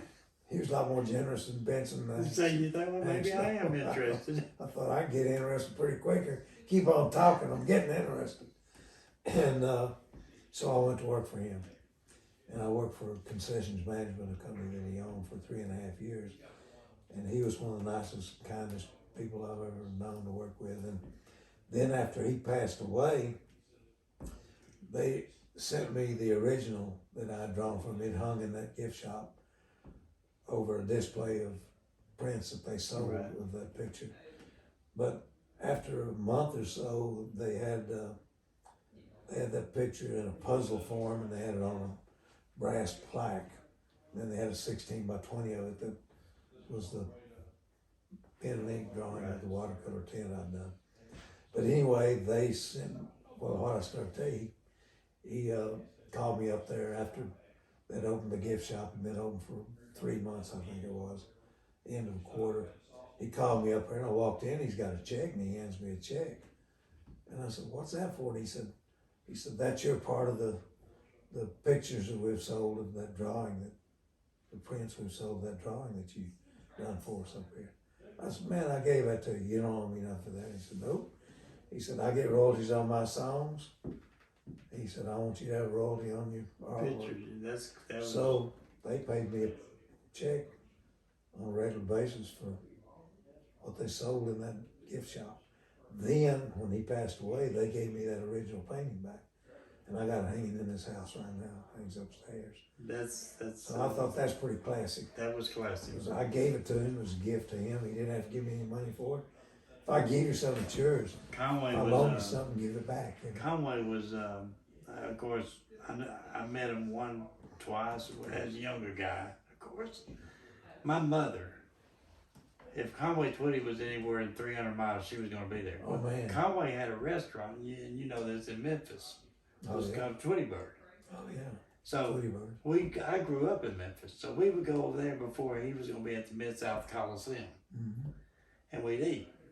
And my dad was blind all my life. Oh, man. But Dad had a $100 bill that Conway had signed probably 20 times. And so we were over there eating one night before we went to the show, and Conway was making his rounds. And Mother said, "There's Conway. Get him sign that $100 bill." Anyway, so Conway signed it, and he said, "Thank you for being Jason. I just tell you, I just don't really care about your music or anything else." He said, "Yeah, but she does." He said, "But my wife loves you." He said, "Ain't that nice?" He said, "You're here, ain't you?" Oh, He said, "All these men are here." He said, "The women love me." Women are crazy about it. He said, "That's what I count on." Yeah. But Danny was just joking. But I think he was Conway was very nice. He was one of the nicest people. His wife Mickey was super nice. I loved her and them kids. They were all just. We put the last time I've seen any of the kids, as far as Kathy, her daughter got ill, and I did a benefit over at the Troubadour back 7, 8, 10 years ago, whenever it was, for Angela. But they're just nice family. They always were. We went to that Loretta Lynn thing they had at the Troubadour. Troubadour. Always Loretta. Always Loretta. And that was something somebody ought to go see. It was a beautiful deal. And that girl nails Loretta pretty cool. Emily is a sweetheart. She's great. I've I worked don't know with her 2 or 3 times. I don't know her, but she done great. But anyway, it was kind of funny. We were sitting there, and like I said, we know a lot of people, and everybody was coming to our table speaking to us. And Joni, Conway's daughter, and Jimmy, his son, were there that night, and they were sitting up in the balcony, but they seen us, and they came down. Of course, I've known them since they were little kids when they first moved here. Well, Joni was 16 when they moved here. I met her before the rest of them. And anyway, she had come here and started school early and stayed with a guy named Ellie White and his wife Betty. And Ellie he wrote After the Fire's Gone and several of them big #1 songs. But anyway, Joni was staying with them when I first met her. And she was the sweetest little girl then. But anyway, her and Jimmy come down and shook hands with us. And then there was a lady and her mother was sitting behind us. And after they left, she stood up and she said, "Who are you?" asked me. I said, "I'm nobody." And she said, "You've got to be." She said, "Everybody that comes in here comes by there and speaks to y'all." And she said, "Who was that couple?" And I said, "That was Conway Twitty's daughter and his son. And that was Jimmy and Joni." And she said, "I thought that's who they were." She said, "I've seen pictures." She said, "She used to sing with him." And she had that song, "Don't Cry to Joni." Right. And I said, "Yeah, she did." Anyway, we've now got to be friends with the people that were sitting behind us. And the lady's son and the girl's brother on the Lincoln Jamboree in Hodgensville, Kentucky. And they do big country shows up there. You're probably familiar with that. I know who they are. But anyway, that's the way I met people all my life. I'll meet somebody, be talking to somebody I know, meet somebody else I don't know. Sometimes they're celebrities and sometimes they're not. But I've got to be good friends with most of my friends are country people. And everybody does. They joke a lot. I've already told you my age. I'm 88 years old. I've never had a drink in my life. I don't criticize people who drink. Most of my people who are close friends of ours drink. Right. I can sit there and drink a Coke or a glass of water, and you can drink highest powered stuff, Jack Daniels or Jim Beam or whoever it is. I don't mind. I'm not offended by that. Right. but I've just chosen not to drink, and all my life I never have. But every time people see me, he's in a beer joint. But I'm probably in there to pick up a check from those folks for T-shirts they bought from our company Screenplay, and or I'm in there to see a program, see some of our customers who are working there and they're playing, singing. We go watch them. They buying T-shirts from us. We go watch them sing. Right. And the places they sing are not always churches, but in churches, people respect you and don't take your picture. In a beer joint, if you got a blonde hanging on your shoulder, they grab a picture of that and put it on Facebook. So I don't resent that. In fact, it's kind of a compliment.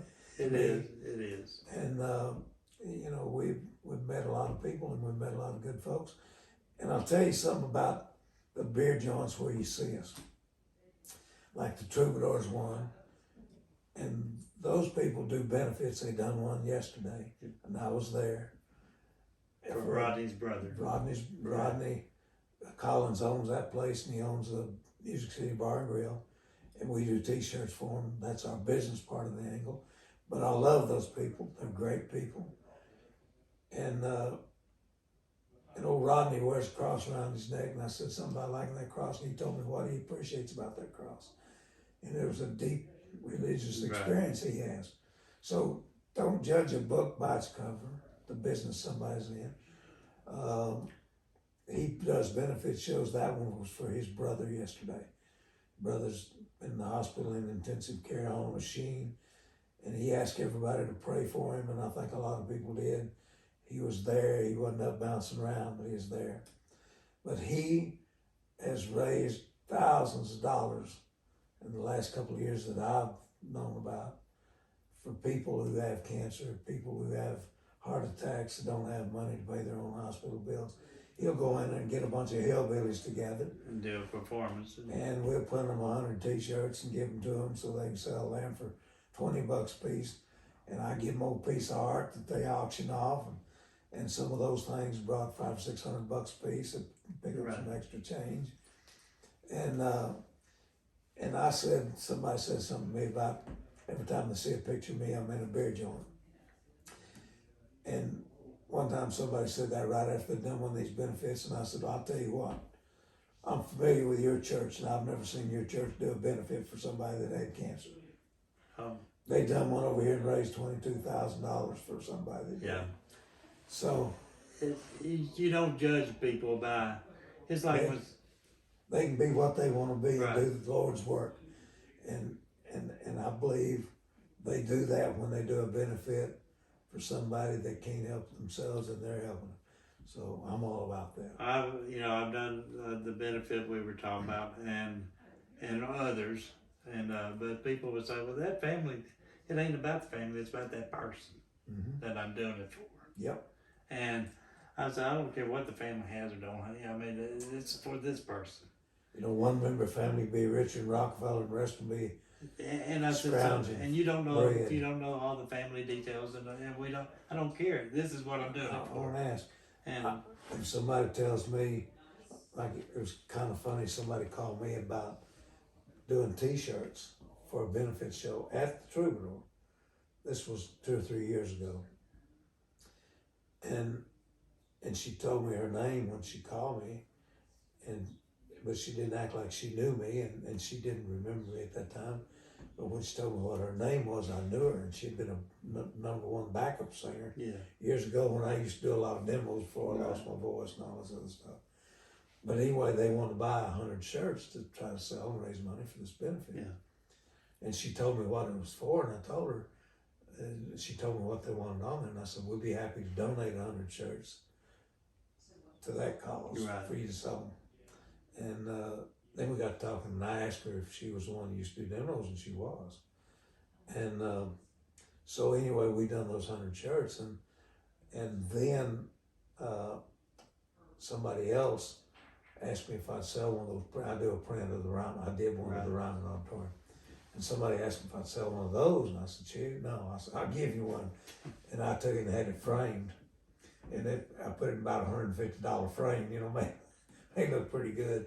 It brought $600 at that auction. They had a little auction out there. So I've been doing that ever since, you know, if I know about one, I'll put it I tell people, in relation to you, when somebody asked me about it or about you, if I, because they see our picture or know we know each other through Facebook and otherwise, and I said, well, if you ever bought a concert T-shirt, you probably came through him. We've sold millions of them. Hank Williams Jr., we started selling him T-shirts in '86, and he was in Kentucky, Beaver Dam or whatever that Kentucky name is. And we went up there to the concert. It was getting toward, and he had a couple of dates left last year, so we went up there. And somebody told him we were out there, and he said, tell him come over here on the bus. So we went over, howdy and bye, and walked in there, and the bus was full of people. First thing he said is, he said, Big J, how many T-shirts have we sold since 1985 when we started buying them from y'all? I said, shoot, I don't know about millions of them. I like your records. And he looked around the room and said, that's what I told you guys, we sold a bunch of T-shirts. And we have. And we still, Hank's still out there working, boy, he's kicking it, having one of the best years he's had in years. And I seen a video of him the other day. Still one of our big customers, but if you see me in a place, or J-Boy, that you think is probably not a place we'd go, we're probably in there selling a T-shirt, talking about designing a T-shirt, or picking up a check for the ones they done bought. What? And but we love those people. They're all great. And it's like if people say, like I've told you, I don't drink to speak of, and I don't. 6 pack a year maybe, and I said, they say, but you're like you go here and there. It's the music, it's the people that we're connected to. Yep. And whatever we're doing, and as a promoter, you go where the music is. You got to. You got to make your connections. Well, I've always had a business plan that's one line, and I went to borrow some money from the bank, from Mr. Caudill. He basically owned that bank himself. He's an old man then. And I walked in there, and he was sitting behind his desk, and he spoke to me, and called me Papa John. Everybody did after I named that restaurant that. And anyway, he just spoke to me, and I never went to talk to him. Yeah. I went in there, I went up to the teller's cage and made a deposit and left, But he spoke to me when I come in. So I just turned around and I said, have you got a minute? And he said, yes, sir. He said, what do you need? And I said, well, I need to borrow some money. And he kind of laughed, and he said, well, man, you're making more money than anybody in town, because Papa John's was covered up all the time, and he knew what I was doing because I was depositing money in there. But anyway, I said, well, I want to build a new building. I said, we've outgrown that building, and I said, I want to build one big enough to play music in there. So I told him what I had in mind, what I wanted to do, and I already had the plans. And I drew them myself, and I had them, and they was rolled up, in my hand. And anyway, he said, how much you need? And I said, well, I talked to a builder, and he thinks he can build it for $110,000. And I bought the land, and I've already paid for it. So I need to borrow $110,000. And this was in 1969 when I was doing that. And I started building that building just a little while after there. Got it finished up in the middle of '70. So anyway, he said, all right. He said, have you got a building plan? I said, yes, sir. A business plan is what he called it. And he said, did you bring it with you? And I said, no, I got the plans of the building I'd like to build. And he said, we kind of need to see your business plan and see what you think you can do, and what we look at that and we determine what we figured. I said, well, I know what you're talking about. Stack of papers about that thick, whole history of my life. I don't have that. But I said, I can give you my business plan real quick. And he said, I don't understand what you're saying. I said, my business plan has always been, with everything I've done, is treat everybody like you want to be treated. That's right. And I said, it works. He said, you think you really do that? And I said, I think I have done that. And I told him that what I just told you about a pizza. Yeah. I didn't sprinkle stuff. I put a whole layer because that's the way I like them. And if I buy one from you, I want it to look like that. Right. So I'm gonna sell you one that looks like that. And that's what I told him. I said, that's my business plan. And I said, when I come in here, you loan me money. You respected me by loaning me money. I'm gonna respect you by paying it back. Yeah. Yeah. And he sat there for a few minutes, and he said, you know what I think I'm gonna do? And I said, what? And he said, I think I'm gonna loan you money. And he had this lady sitting at another desk that was fairly close to him, you know. And he reaches out to her and does like that. And she gets up and walks over, and he said, Pop John needs to borrow $110,000. Go over here and just get a note and for him to sign and go ahead and give him cashier's check. I walked out of that bank that day with a check for $110,000. I called James Case, a builder, that told me he thought he could build it for 110. He built it for about 100, a little bit less than 100, and built it quicker than I thought he could. And we was in there flying high, and I hired me a band, and we picked some country music, sold Italian food, which, as everybody knows, go together. Nobody thought that'd work. Everybody said, I can't believe that. You can't believe that. I think you can sell barbecue or hamburgers or hot dogs maybe, but Yeah. Italian food with pizza, I mean with country it music. works. But it worked, and we sold a lot of pizzas. We sold a lot of spaghetti, a lot of lasagna, and sandwiches, and all that kind of stuff. But anyway, I spent 15 years doing that, and I hooked up with Conway, and then I started Screenplay. After 3.5 years, Conway was a little tired of that business, and I was tired of working for somebody else, even if it was Conway Twitty. Right. But Conway had other management people handling it, Right. CPAs and lawyers and all that crap, you know. Right.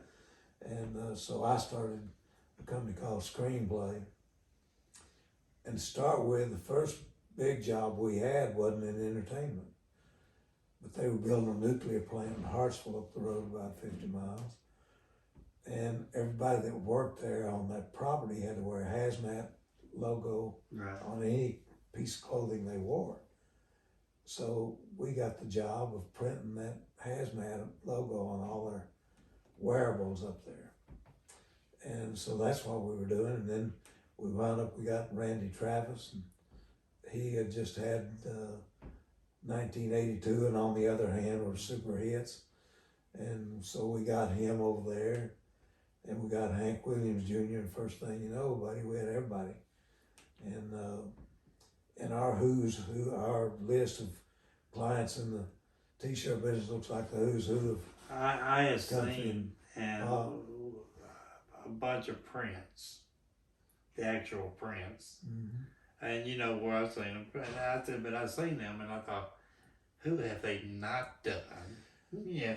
I've got a list somewhere, and it's really like 4 pages. Oh, it's amazing. And, I mean, it's like you said, it's a who's who. You name them, And people like Burt Reynolds done one tour, we done the merchandise for it. yeah. I never got to meet him, but I met his daddy and his sister. Yeah. But Yeah. I mean, it's amazing. And you and Jay Boy, we call Jay Boy, y'all are, you know, I've always, ever since I met you, I've just thought that's the coolest people.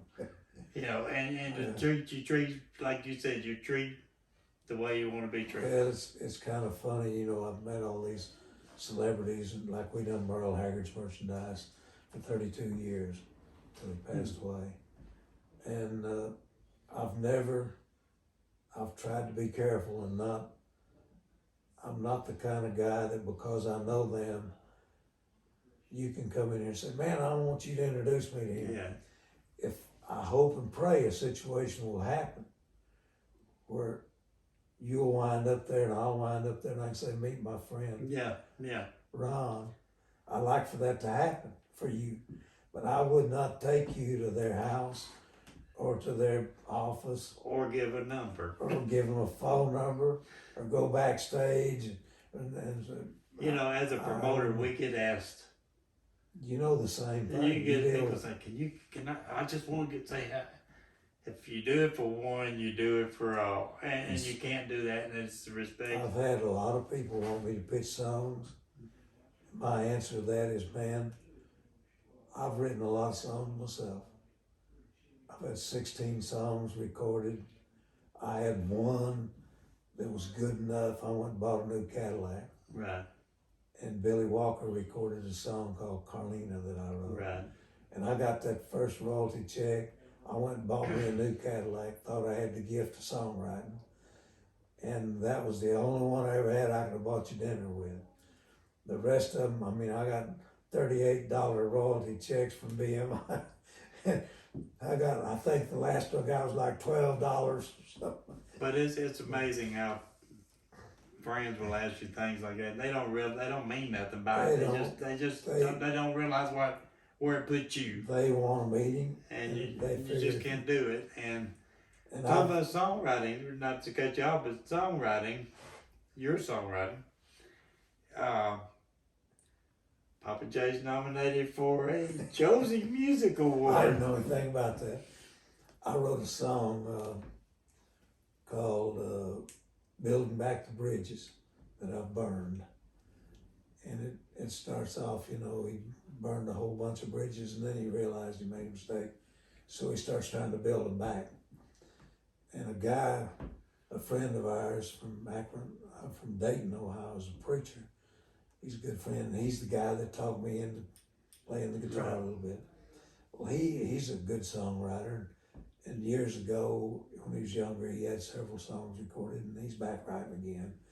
And him and his wife sing. They sing in their church and other churches. And he's a great musician, plays the piano and drums. He can do an album, play all the instruments on it, and does that. But he's got a small studio. But anyway, he liked that song, and him and his wife recorded it. And I think they're putting it on an album they had. But anyway, he submitted that song to them, and it is nominated. I didn't know anything about that until somebody made some remark about it.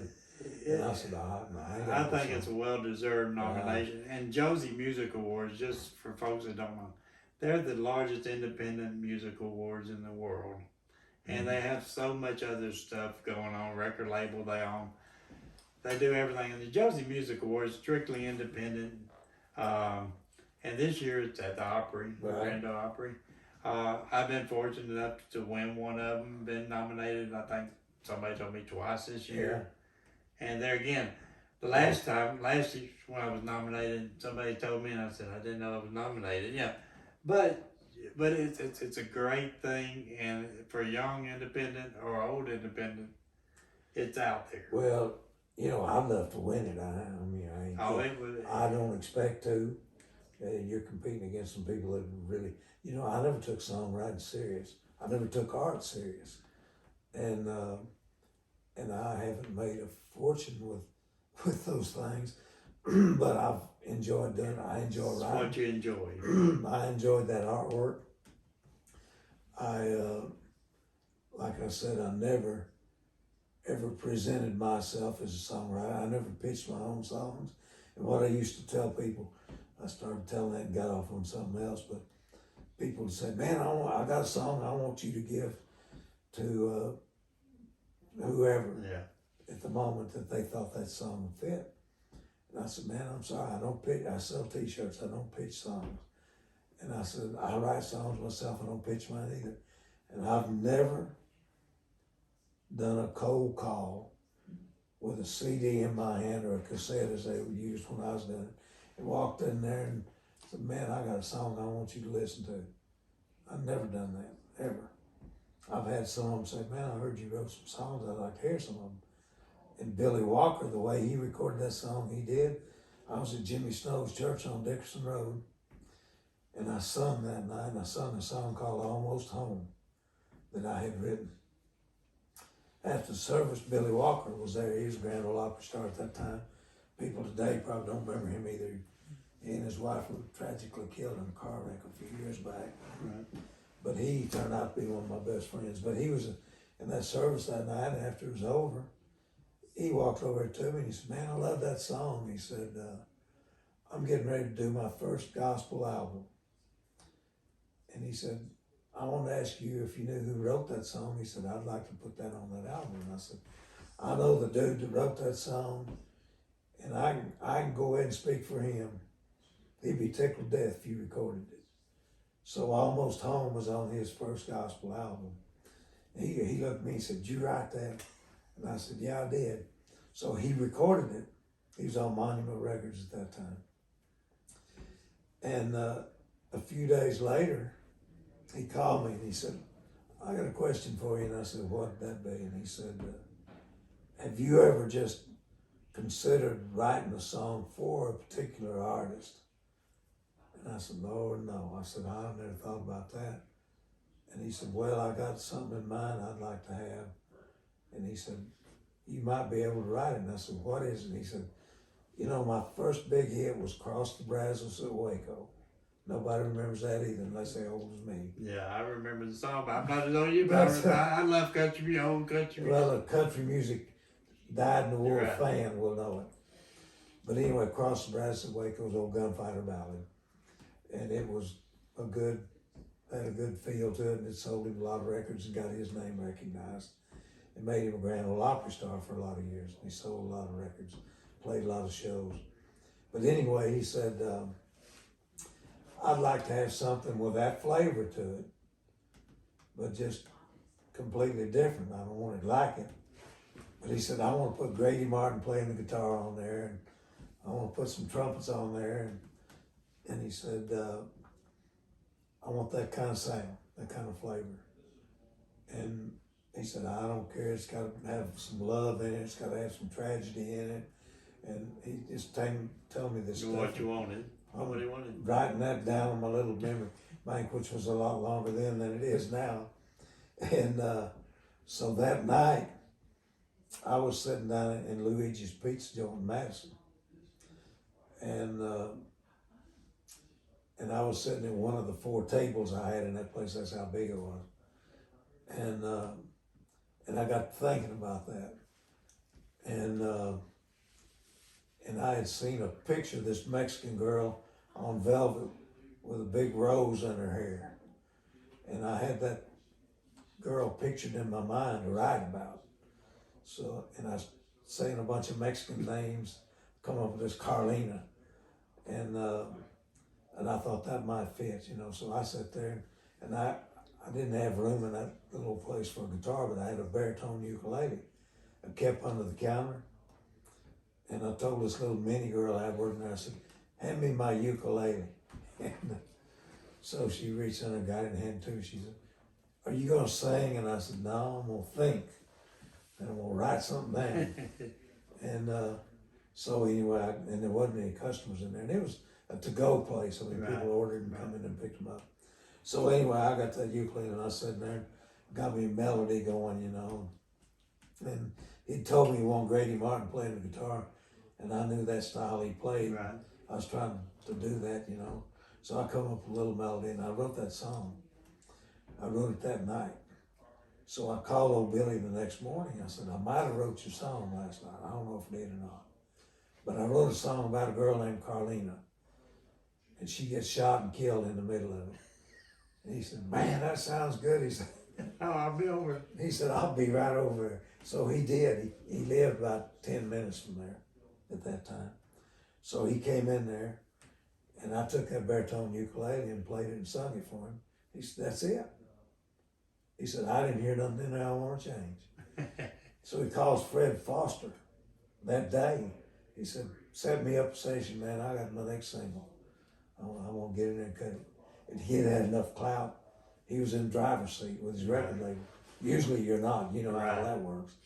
You got to have a couple of hit records before you got to say it all about what you do. And he was past that point. Right. And so anyhow, he took that song in there and recorded it. And I told 2 or 3 people that, like a friend of mine was at the group that backed up Sonny James, who was a big hit maker at that time. And I told him, I said, "Man, Billy Walker recorded one of my songs." He said, "I don't expect to ever hear it on the radio." He said, "Billy's kind of past his zone, and he's off into doing other stuff. He's doing gospel now. And he's working in some churches, and he did sing in some big churches and Right. stuff like that." And So this guy and his wife, they like Mexican food, and we do too. And the only Mexican restaurant in town then was on Murfreesboro Road, La Fiesta Mexican Right. Restaurant. And we lived in Hendersonville, and they lived out off of Murfreesboro Road on Outerways. So we wheel in there and pick them up. We get in the car, and Harold Hensley, who was a DJ on WSM Yeah. for years, he comes. These people had just got in our car. I was backing out of their driveway, and old Harold comes on. He says, "All right," he said, "everybody reach over, turn up your radio volume." He said, "We've got a new record we're going to play you from Billy Walker.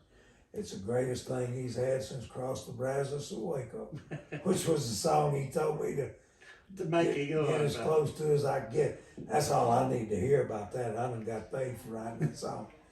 And this guy's sitting there, the one that told me not to expect to hear it on the radio. And he said, "I'm going to play it. I want y'all to call in and let me know what you think about it." So we back out and I get in the road. Here it comes, man, the guitar picking, old Grady Martin kicking it off. And we drove to La Fiesta Restaurant, and we ate, was probably in there an hour. And sure as we're sitting here talking, sure as we're sitting here and I'm talking, you ain't saying nothing.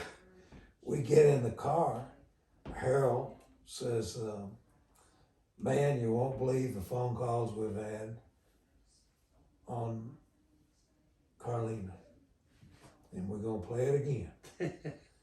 And they played that thing when we walked out of the restaurant, got in the car. As soon as we got in, got seated, he set it up and started playing that song again. So twice we heard it in an hour. In the hour, yeah. And it started playing, and I think it got number 13 in Billboard or something like that. I mean, it got, Didn't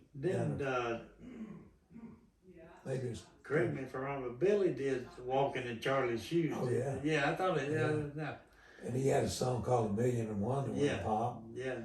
and he had a bunch of them. Right. So the songwriting award nomination for the Josie is well deserved. See, I've never been nominated. Like I said, I had that one song, and I went and bought that Cadillac. And excuse me, man, blurt that out if you can. But I never ever done anything I'd done for anything more than getting paid to do it. I never expected any praise and glory and honor, and never expected to be recognized for anything I done. I got drafted in the Marine Corps, spent 2 years in there, and I was a good, fast guitar player, so that made me a fast typist. I took 2 years of typing in school because I changed schools so much I had to have some extra credits. And the only thing I could take in Crossett, Arkansas was typing or biology, and that was cutting up frogs. I didn't want to do that. So I took typing to make enough credits to graduate my class. And I can type like a woman. I still can, except these fingers are numb. Make a lot of mistakes now, and I used to not make mistakes. I blame it on my keyboard. Yeah, that's kind of what I do now. Well, I blame these fingers. But I typed 143 words a minute on the typing test in the Marine Corps. So they put me in a supply company, and I sat there and typed all day.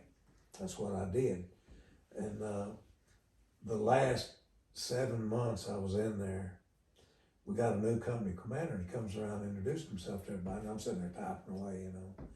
He walks up to my desk and tells me who he is, and asks me about my job, you know, and he's, I don't know if that was the only job I had in the Marine Corps, and I said, "Yes, sir, I've been typing ever since I got here." And he said, "Well, I noticed you made a great score on typing test," and he said, "You got 5050 conduct and proficiency marks." And he asked me how I liked that job. Well, he'd already told me that he was asking me where I came in from, and I said, "Well, I came in from El Dorado, Arkansas."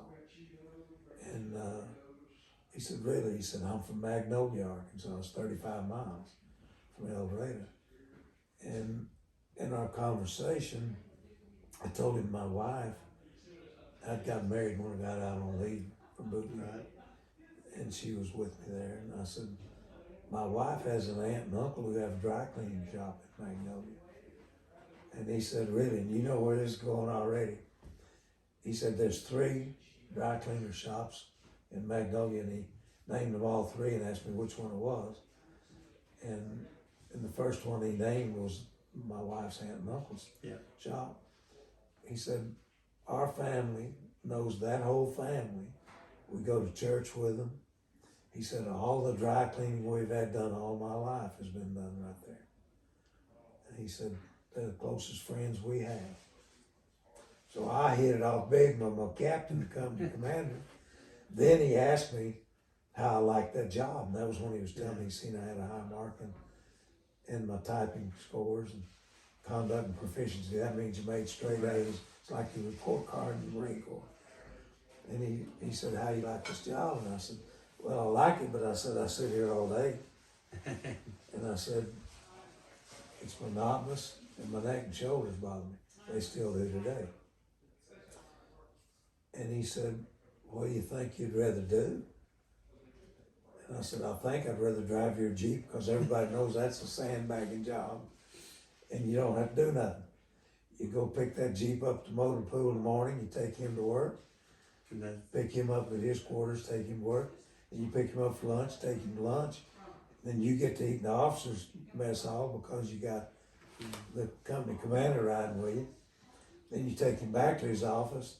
Then you go fool around, get your Jeep serviced, washed, cleaned up, keep it clean.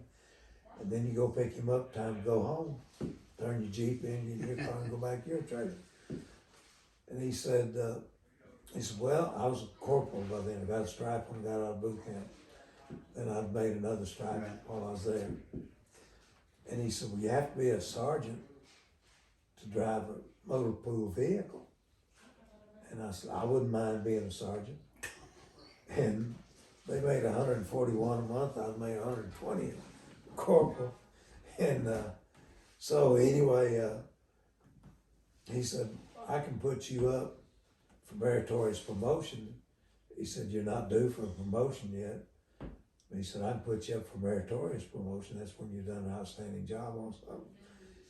And he said, get you qualified. And he said, I'll be happy to have you drive my Jeep. We got a lot in common we can talk about, just your wife's family.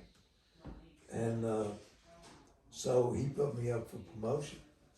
And you go before this board, there's 8 officers in there. And I've always tried to be as honest as I can be with everything. I mean, I'm gonna give you the answers as true as far as I know the truth. So I get in there in front of those guys and you stand at attention until they tell you to at ease, you know. And I was a little tense, but not a whole bunch. But this first major, he asked me, he said, glad to have you here. You got a great looking record. And he said the same thing the captain did. You got 5050, you got great test on your typing, you got high marks in there with the job you do, make very few mistakes. And he said, that's the kind of men we like to keep in the Corps. He said, you plan to stay and make a career out of the Marine Corps? And I had a good job waiting for me that I'd left San Fernando Valley of California. I was planning on going back to. So I said, well, sir, I have a job waiting for me that I left to come in when I was drafted. And I said, right now my plan is to go back. He said, really? And I said, yes, sir. He said, why should we promote you? You're gonna get out in 7 months. He said, we're trying to get good men in the Corps to stay here. He said, if you're gonna get out, he said, I'll vote not to promote you. Goes around the room, everybody voted not to promote me. So I didn't get promoted. So I walk out and the guy that's sitting, there's a bench, and all these Marines sitting there waiting to go in there for the same board. And this one guy was in our area, and I had seen him, I didn't really know him, but he'd been in and out of our office on different things, and I'd seen him in there. So I just looked down at him, I said, tell him you're gonna stay in here forever. And I was walking, I didn't slow down. So later that day, he looked me up.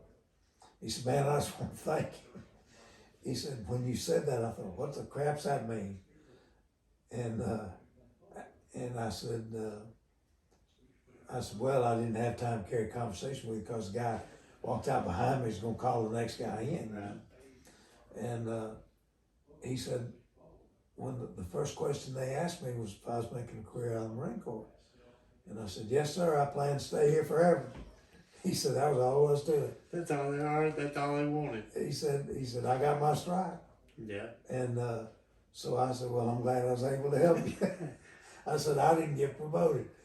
So anyway, Captain Ward was his captain. And he said, when I told him I didn't get promoted, he said, man, I should have told you the questions they'd asked. Because he said, I've been on that board. He said, they rotate officers. Yeah. And he said, I'll watch. And when it changes, he said, it changes every 3 weeks. But I don't know when this board started, so I don't know when they'll end. He said, I'll watch. And he said, when it changes, he said, they send us a notice of all the officers that are going to be there on that 8-panel board. He said, I'll watch. And he said, when it changes, I'll put you up again. He said, I wouldn't ask you to go in there and lie. I would never ask anybody to do that. But he said, evade them. Yeah. You know? Yeah. So the way it looks now, I plan to. Or Yeah. if nothing happens, change my mind. Yeah. He said, you can give them answers like that and you're not really lying. Right. So when I went before that board again 3 weeks later, 2.5 weeks later, it actually was, I walked in there and so they had the same list of questions. The first one was, and he asked me, you know, about staying in the Corps. And I said, man, I've had great luck so far. I've got a good job. And I said, the way it looks now, I'll be with you forever. And so that's what I wanted to hear. So he voted and they went around the room saying, Everybody gave you the strike. I didn't even have any more questions. That was it. So the last 7 months I was in there, I drove Jeep for Captain Ward. And had it made, you know. You know, it's like you said, it's how you treat people and the way you answer. Like you said, you don't. I tell people, if you ask me a question, don't ask me if you don't want to know. Oh yeah, that's what I mean, you know, because that's just the way I think. I'd rather you be that way with me than me. You know. I might, like I've done time here today, I might tell you don't repeat my answer. If it makes somebody look bad, I don't want to say it. But you know, it's one of these things where, like me, yeah, I tell everybody, I'm nothing in the music world, but I've been blessed with the friends that have offered to do these interviews and the artists that I've ever wanted to work with, and yourself included, for you to take time to just sit down and do it with me. And this one, like I said, is one that I have been longing to do. Well, I appreciate you doing it. And you know, I'm like you. I don't associate myself with people. It's just I've been there when things happen. And to music people, like Barbara Mandrell had a terrible car accident on this road that leads in near our subdivision. And this is another thing that I never ever thought that anybody would have a serious car accident and I'd be the first car behind her. I was behind her when she had that wreck, seen her hit that car. That car hit her, it came across the line. She had a silver Jaguar with black windows, and I was looking at that car when she passed me, and I knew it was her car because they ate with us in the restaurant all the time. We knew all those people there. And anyway, when I seen steam come up, and I thought Barbara's radiator busted. Yeah. And it was a new car, and I thought that was unusual. Then I see this little red car bouncing on the road, and I realized then those two cars collided. And I wheeled over and stopped real quick, and I went over to the car, and she was slumped over the steering wheel, and I was talking to her. I said, Barbara, this is Papa John. Can you hear me? And she didn't say nothing. I hear a voice in the back seat. I didn't see them. Those two kids were in the back seat. They were strapped in their seat belts. Yeah. I opened the door, got those kids out, and took them over and put them on, laid them out on the grass. I thought she was dead. She wasn't moving, wasn't answering. Yeah. She just slumped over there.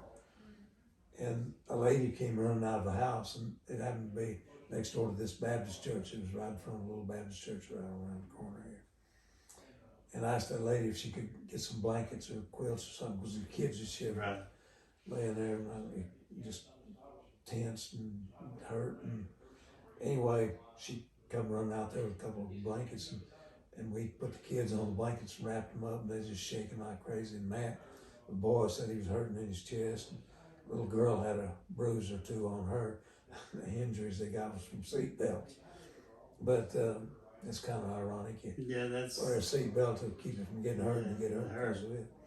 But anyway, the timing wasn't set by me.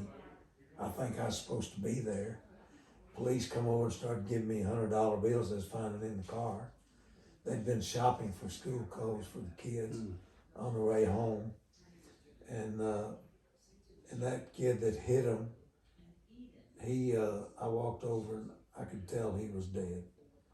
And that just shook me up. I didn't want to be there, but I was kind of glad I was in a way. But that's another piece of history that happened to somebody that I knew. Yeah. And like I said, they ate with us in the restaurant all the time. And Barbara was great about meeting people. And we had that balcony in there, and we opened that balcony at busy times when it wasn't busy. We didn't open it. They'd come there to eat, and they came in there one day, and I asked her if she'd like me to, I said, I'll open the balcony for y'all.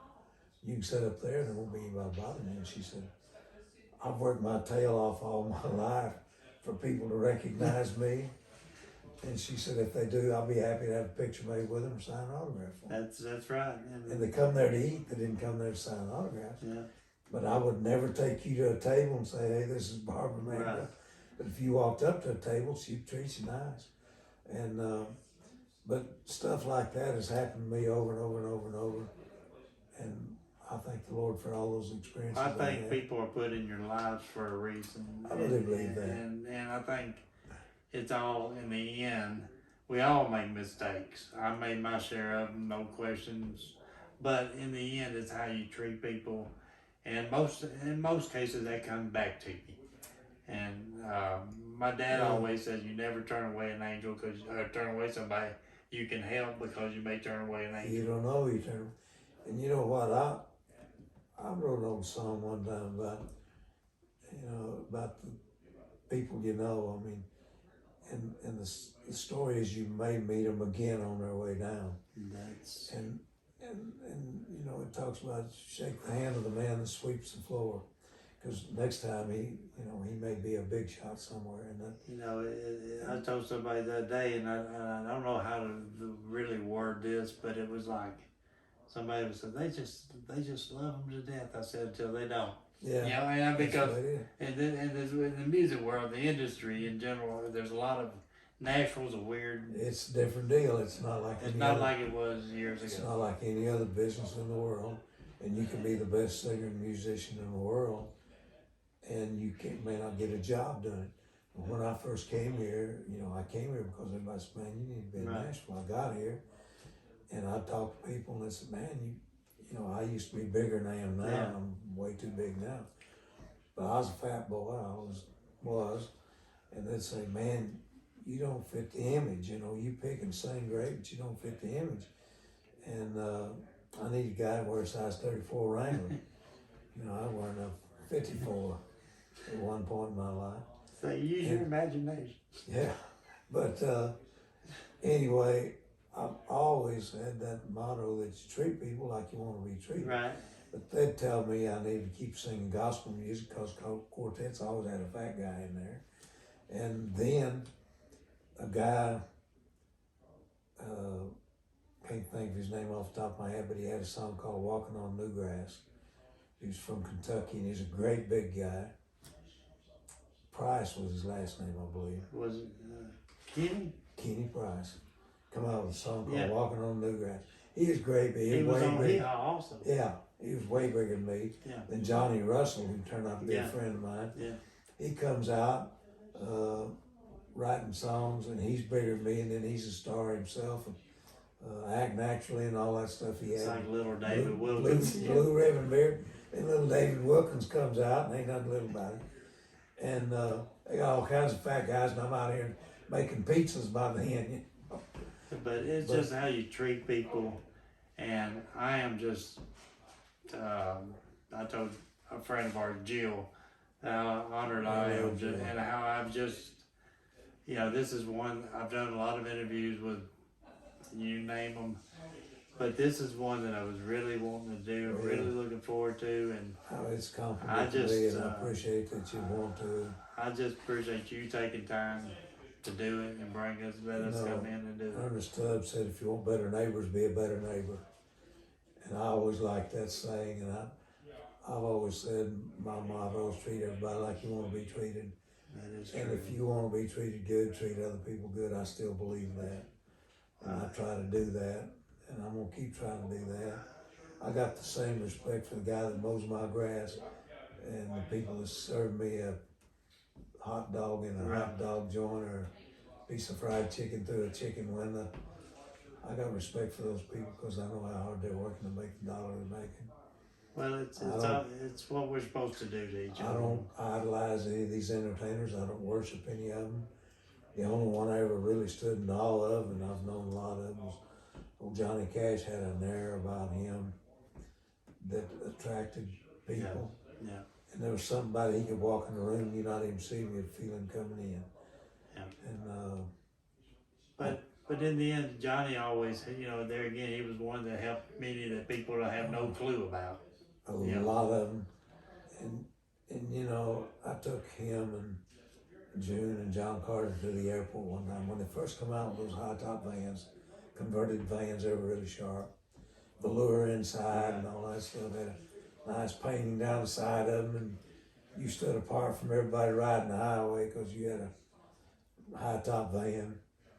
First one on my scene, I bought it, and old Johnny was getting ready to go to Israel, the Holy Land, to scout out the area. He wanted to make a movie over there, and he did make it. And he invited my wife and I and Jay Boy to go with him, and we couldn't go because we were so buried up in that restaurant business. We had 3 or 4 restaurants and a beauty shop and other crap we had to stay home and take care of. So we turned that invitation down, which is one of the big mistakes of my life. I wish I'd never done that. But anyway, he asked me, the day before they got ready to go, he called me and said, "Hey," he said, "still wish y'all could go. Has anything changed?" And I said, "No, there's no way we can go." He said, "Well, let me ask you a favor." And I said, "What do you need?" And he said, "Would you mind pick us up, take us over in that new van you got?" He said, "We got quite a bit of luggage." And he said, "I thought you might pick us up." And I said, "Shoot, yeah, we take that to do that." So I picked him up and took him to the airport to catch a plane. Then you went in from Bradley Parkway Airport. Yeah. There's all glass along that wall. Entrance, you go in and there's a canopy over the entrance. And I pulled up there and parked and got out. There's 2 police officers standing there. And one of them yelled at me and said, "You can't park there, you gotta park over there across the street." And I said, "Well, I wasn't gonna park, I was just gonna unload some luggage." He said, "That's parking." And like I didn't know that was, but I just briefly gonna unload some luggage at the curb. Then I was gonna go park and walk back. So he said, "You gotta move across the street and carry your luggage over." And Johnny stepped out of that car. When he steps out, the cop, the one that was rude to him, the other one hadn't said anything, but he was a sergeant. He looked at me and he said, "Oh man, I'm sorry." He said, "You're welcome to leave your van here, we'll watch it for you." He said, "I didn't have any idea who you were bringing out here." Yeah. And to me, that didn't make a difference. It shouldn't have made a difference, but that's people. But what happened, those guys stood there by that van the whole time we was in there.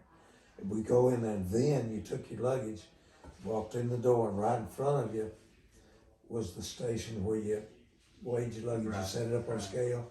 They tagged it, put it on a conveyor, and it took off. and they give you a ticket and all whatever else you done. They done all that right there, and then you got on the escalator Right. and you went up the stairs, and then that was a big corridor, and you Right. went whichever way you go catch a plane. Well, after they got all that checked in stuff, and I looked back out there to be sure them cops still there, because I didn't want to get towed away. They were, they're standing right there. So we go over there and get on that electric ladder and start up. June gets on first, John Carter and Johnny and me. And we was about halfway up, and I turned around and looked back, and all them people lined up over there looking at him, followed us on there. And we get up to the top of the stairs, and they turn right and follow us all the way down to American Airlines. Get down there, and they just lined up against the wall. Nobody said anything. And June said, I said, boy, there's a bunch of people following us. And Johnny said, I ain't worried about it. And June, when we got up there and she seen them, she got a book out of her bag. She said, if you're reading, they won't bother you as much. So she sat down over in a chair with a book, and John Carter, I stopped to get him some hamburgers. On the way up there, went through a drive-in window. He sat down and got one of his hamburgers. He'd already eaten a couple of them on the way over there. But he said when they got to Holy Land, he didn't eat nothing but chicken. So he wanted to eat hamburgers on the way over there. But anyway, he got one of his hamburgers. He started eating. He said, they won't bother me if I'm eating either. So Johnny and I were standing up. Johnny was facing away from him, and I was facing him. They all just stood there talking among each other, but nobody moved. This one guy took a couple steps out, and then he stepped back. And I thought he was coming over, and I told Johnny, I said, oh, here comes one. And then he said, I will talk to her. But they didn't come over there. They just stood there and watched him. Then, when they left aboard that plane, those people flogged me like a bunch of buzzards after a dead deer laying out there or something. And they want to know how I knew Cassius, if I worked for them, where they were going, and they had a whole barrage of questions, and I answered them. I said, follow me and I'll talk to you. I was heading back to my car. I want to get out there. Get out of there, but you know, it's what people in That's Nashville. the kind of magnetism that he had. He drew a crowd anywhere he went, and he didn't care. Right. He treated those people like he wanted them to treat him. He wasn't going to back off from them. And There was some entertainers didn't do that, but a lot of them do too. Most Right. of them are nice as they be. They're good folks, and we deal with them, a lot of them. And out of everybody we've dealt with, I've had a couple asked to go somewhere else because they didn't pay worth a hoot. Right. But most of them pay good, and they're our friends. We, And you know, it's weird the friends you make in this business, and you know, it's a lot of times it's not the artist, it's the management, the different ones that can create it. Well, you know, the reason an artist has a management firm is he's the management firm's a buffer between him and the people who'd like to get to him. That's what the management job for is, whatever reason. to protect the artist. You kind of decide who really needs to talk to him and who don't. Exactly. And then you arrange the meetings with them. Yeah. And I love most of the people we've done business with are our friends. And we wouldn't have any friends if it wasn't for them, because I mean, our time's been devoted to them. Oh, you've done, And, like I said, so many millions of T-shirts and I wish I things. knew. You know, it's funny, we started off keeping one of everything we ever printed. T-shirts and hats and all that stuff, jackets. And I found some old Randy Travis jackets not long ago, the first one we done for him. Silver satin with maroon lettering on the back. And there was some other things in there. And Randy, they sold all kinds of little knick-knack stuff. And Randy was a cook, and everybody knew that. And dishwasher at the Nashville Palace and all that stuff. And so somebody come up with the idea we need to do a cookbook for him. So he got a bunch of recipes together, and Liam Hatcher got a bunch together, and I had a whole bunch because I'd been in that restaurant business, you know. Right. And I done a cookbook for them, and they sold tons of them. But I found a few of those old cookbooks, and I found a few of those old jackets, and I found a bandana or two. And so I've got a little box of early Randy Travis stuff. But we had so many T-shirts by the time we bought that building we were in. The last one we bought had we had a tractor trailer at least Full. load of t-shirts that we had that were really in our way, and we didn't have room to keep those things, and we sold them all to one guy. He's got our whole Yeah. collection. It was I mean your history is just, to me, it's amazing. It's one of them things where I told with Jill and I were talking, and I said, you know, with Mr. J, it's one of these interviews that I could do that could last 3 days. Yeah, I said, but You just gotta stop for it. it is so amazing, and we did want to come out today and do this. So, and then it was just. Well, I appreciate you. I told Jay, your son, last night that I definitely, and I know we could never get it all at one time, but this is something that I am honored to. I'm honored that you thought enough of me to ask me to do that, and you know I'm not good at. I never was a speaker. Never set out to be one. Just the history is amazing, and I'm a history buff, and when somebody's got a history that you have, I can listen to forever, and I will. I don't. I know y'all had company. I told Jay I know you had company this week, and I didn't want to tie that up, but I wanted to get out here and do this. So. Well, I'm glad you did, and you know, we're not promised tomorrow. That's true. That's true. And like, I mean, Jay and I talk about it a lot, you know, my doctor told me my last checkup, I've had unusual physical challenges in my life that people don't know about, and I give God credit for all those that I came through, but I've suffered from a broken toe, which hurts as bad as anything you can do. I broke my big toe on the right foot. I broke my left ankle. I was trying to drill a hole with a post hole digger, and I popped a hernia in my stomach and wound up cutting my leg all the way to the bone, cracked my backbone with a post hole digger. And these are things I've hospitalized or treated for. And then I had a kidney operation in 1969, just before J-Bo was born. And at that time, that was a big deal. They cut you half in two to get to your kidneys. And I almost died with that, and I lived through that. And then I've had several car wrecks that could have killed me and didn't, and I had a heart attack in 2004, and I had 5 bypasses and a lung operation the same day at Centennial Hospital, October 26th of 2004, and I was 69 years old then. And they said there wasn't much of a chance. I lived through all of that. And today, I have a leaking valve in my heart. I got 7 veins. They transplanted 5 of them. I got 2 they didn't do. Now they're dried up and there's no blood flowing through them. And that makes me weak. And that and the leaking valve in my heart. And it'd be an open heart surgery to fix the leaking valve, so I'm not gonna do that. Then I've got disc in my neck and shoulders that are screwed up.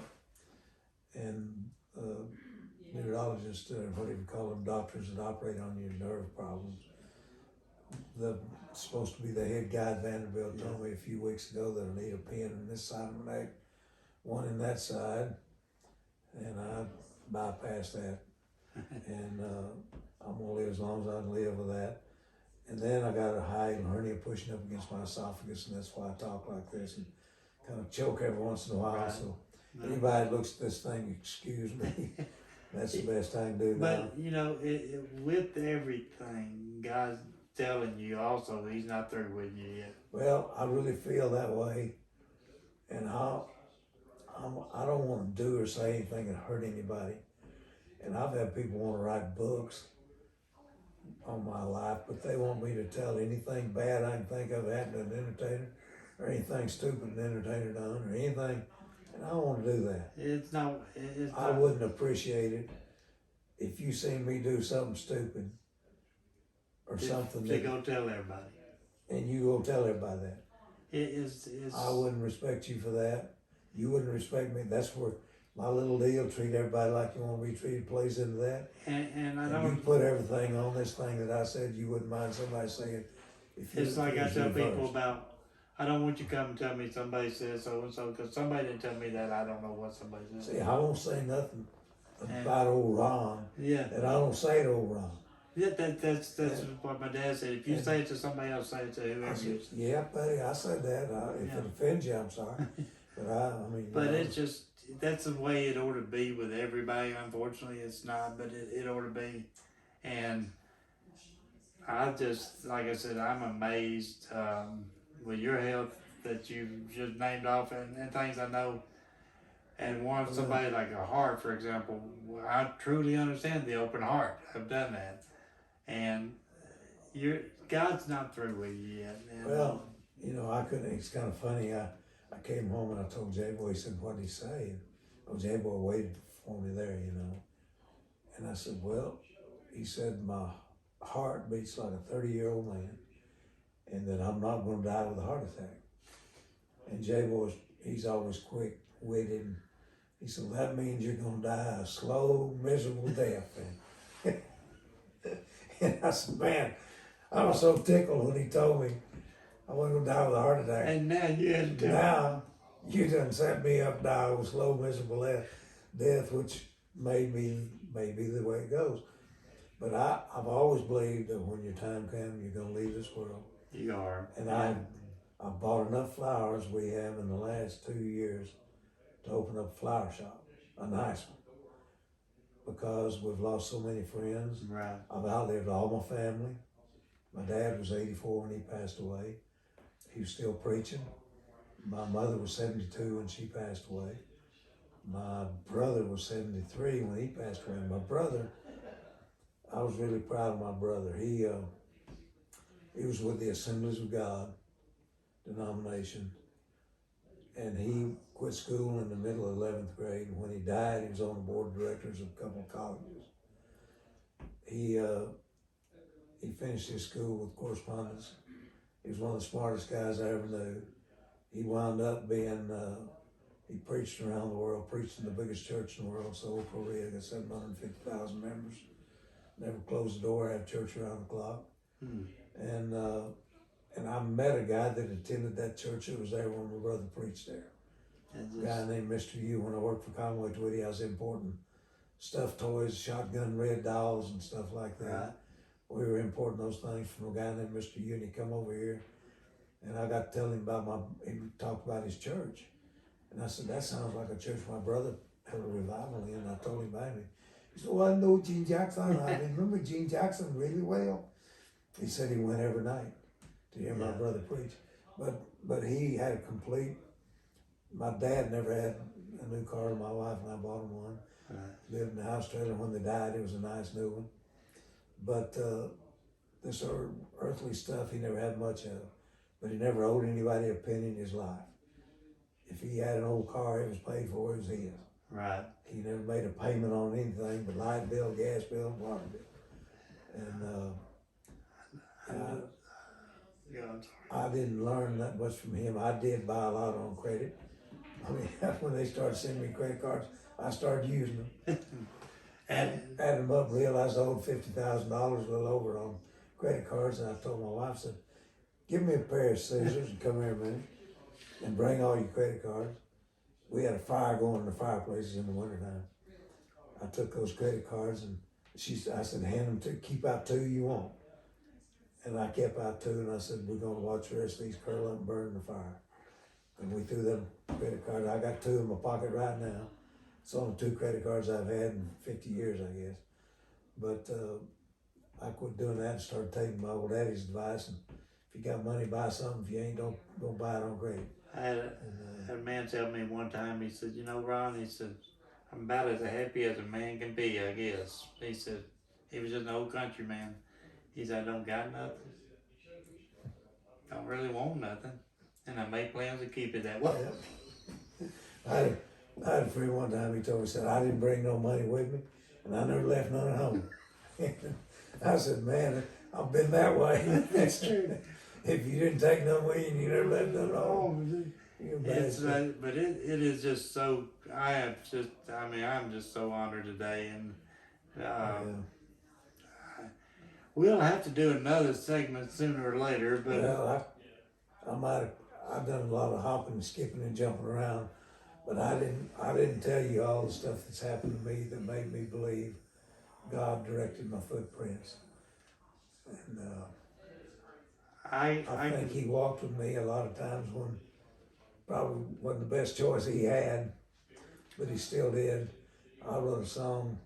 In fact, somebody put it out. Well, the same guy that done that song, one Kenny Daisy's name, that's a pastor in Dayton, Ohio. I had a song called "He Never Let Me Fall Beyond His Reach." yeah. And somebody I was singing it. That was one of my last attempts to sing after I had this thing lost. I was a tenor singer in gospel quartets, what I done, and now I couldn't hit a note if my life depended on it. But I'd done a demo of this song. He never let me fall beyond his reach, and they put it on Facebook here a week or so ago. I see. It's rough. I mean, the singing's really bad. I'm embarrassed about that, but the message is the same. But no matter what I've been through and how close to the edge I've been, he always reached out and called me. You never know the strength of God. It was like in '93, I lost a son, and people would say he was only 5 days old, and people would say, you know, I told a pastor, and I don't care to tell you who it was, Jimmy Swagger. I said, you know, he said, I don't know how you feel. I've never lost a son. He said, I can tell you though, questioning everything, that's normal. He said, but I can tell you when you get through it, you didn't get through it by yourself. There you go. You know, because we can't. And when God's through with you, you'll know it. Yeah. Yeah, because, you know, you're here as long as He's got plans for you. I've never felt like I was called to preach. I've never ever had any kind of inkling that I should have been a preacher. But I've always had a feeling that I ought to live for God. And Right. I've tried to do that. Right. I ain't necessarily tried to please people. I've tried to please myself. Right. And anytime I bought something, I worked and paid for whatever I bought. I didn't have very many gifts. Right. I did find a diamond ring one time. It was worth $12,000. And what I did, I felt bad about it because somebody lost it. And I thought, man, if I lost that, I'd feel terrible. Right. I run the ads in the Nashville, Tennessee, and the Nashville Banner, and the Hendersonville Star, which was a new little newspaper Right. that had 2 pages in it or something at that time. And then the Madison Shopper, which was a throwaway thing. They throw you 3 or 4 copies of it, whether you want them or not. I run ads in those things and said, diamond ring found, and told them the area it was found in. And I said, if you lost it, describe it. It'll take a perfect description. And I want to make them think that You're not just going to call and say that you it's wouldn't call mine. and say, yeah, I did lose one. And I said, it's unique. And it wasn't unique. It was that like 3-carat diamond ring. Right. So it was. I mean, the stone. And it was in a wedding setting, you know, Right. like the diamond out of the Right. wedding set. And I took it down to Morris Jewelers, used to be on 8th Avenue. And that's where I had this thing made, and that ring right there, in 1964. But anyway, when I found that ring, after nobody, I didn't get a phone call from anybody. And after 3 or 4 months, I took it down and asked them to take a look at it and see what they thought it'd be worth. And Mr. Bush owned that store at that time. It turned into Bush Jewelers, and they moved it later from 8th Avenue to Church Street. But anyway, he looked at it and he said, did he quit? No, I didn't. He said, oh, that's the door. But anyway, he said, man, he said, that's a nice stone. He said, I can tell you it's real old. And I said, how can you tell the age of it by looking at it? And he said, it's mounted in a 4-prong mounting. They haven't done that since the 30s. A ring this size has 6-prong mounting. That one's only got 4. So that tells me that it's from way back. Yeah. So he said, if you want me to give you a real appraisal, you can stand there and watch me. But I need to take it out of here and put it in the machine. I said, do it. I mean, I knew them people anyway. I trusted them. But I stood there and watched him. He took it out. He praised it for $12,500. And he said, that's not an insurance appraisal. That's an appraisal on 3 carat stone that it is. He said, it's got one little bitty flaw. Yeah. Showed me. He said, look in here and you can see it.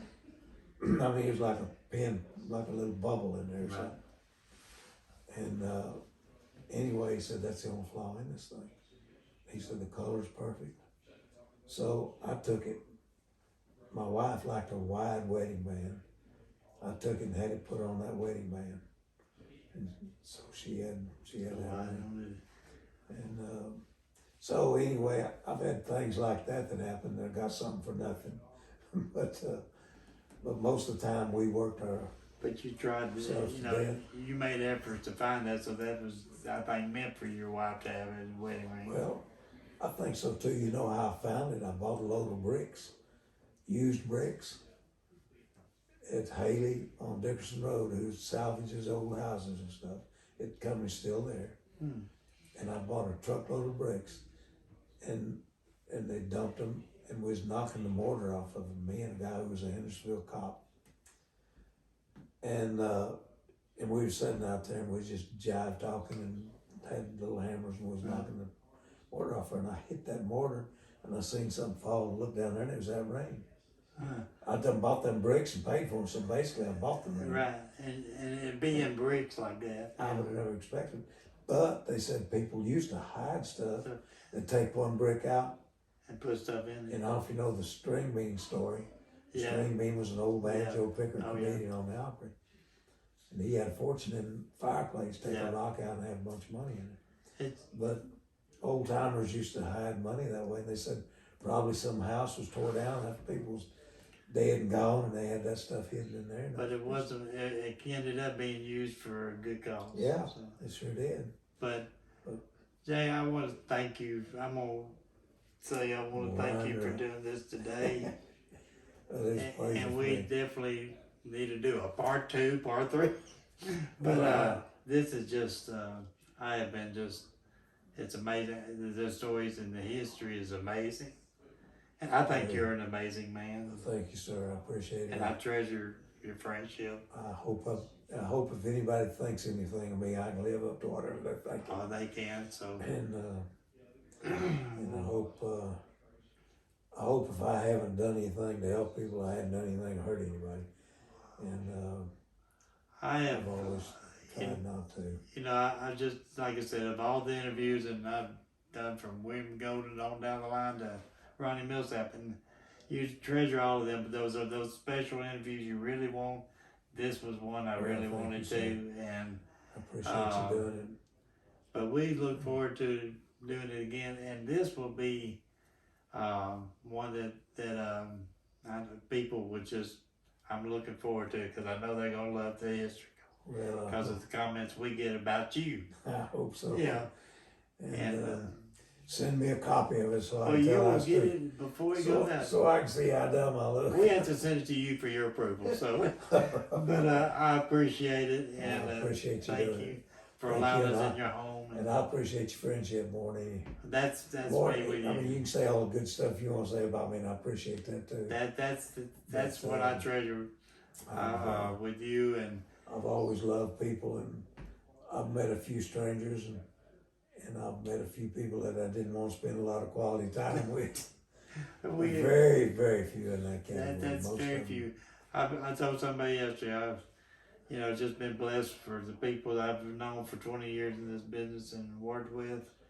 And my biggest thing is, like, Connie Smith is a great friend. And Connie Smith, don't mind anybody know how old she is, I'm not going to tell. But she's had a few years behind her. You got Jeannie Seeley, talking about Grand Ole Opry stars. People that I've known for years are gone. Yeah. I mean, they're not with us anymore. You got Bill Anderson, who I love a bunch, and I think he's a great guy. He's still at the Opry. But I go over there now, and it's such a lonesome feeling backstage. It really is. Occasionally, somebody come through and say, "Hey Jay," or "Hey Papa John," I can sit there all night. They don't know about no me from Adam's Fox. They don't know if I'm waiting to clean up the room. Oh, I think they would.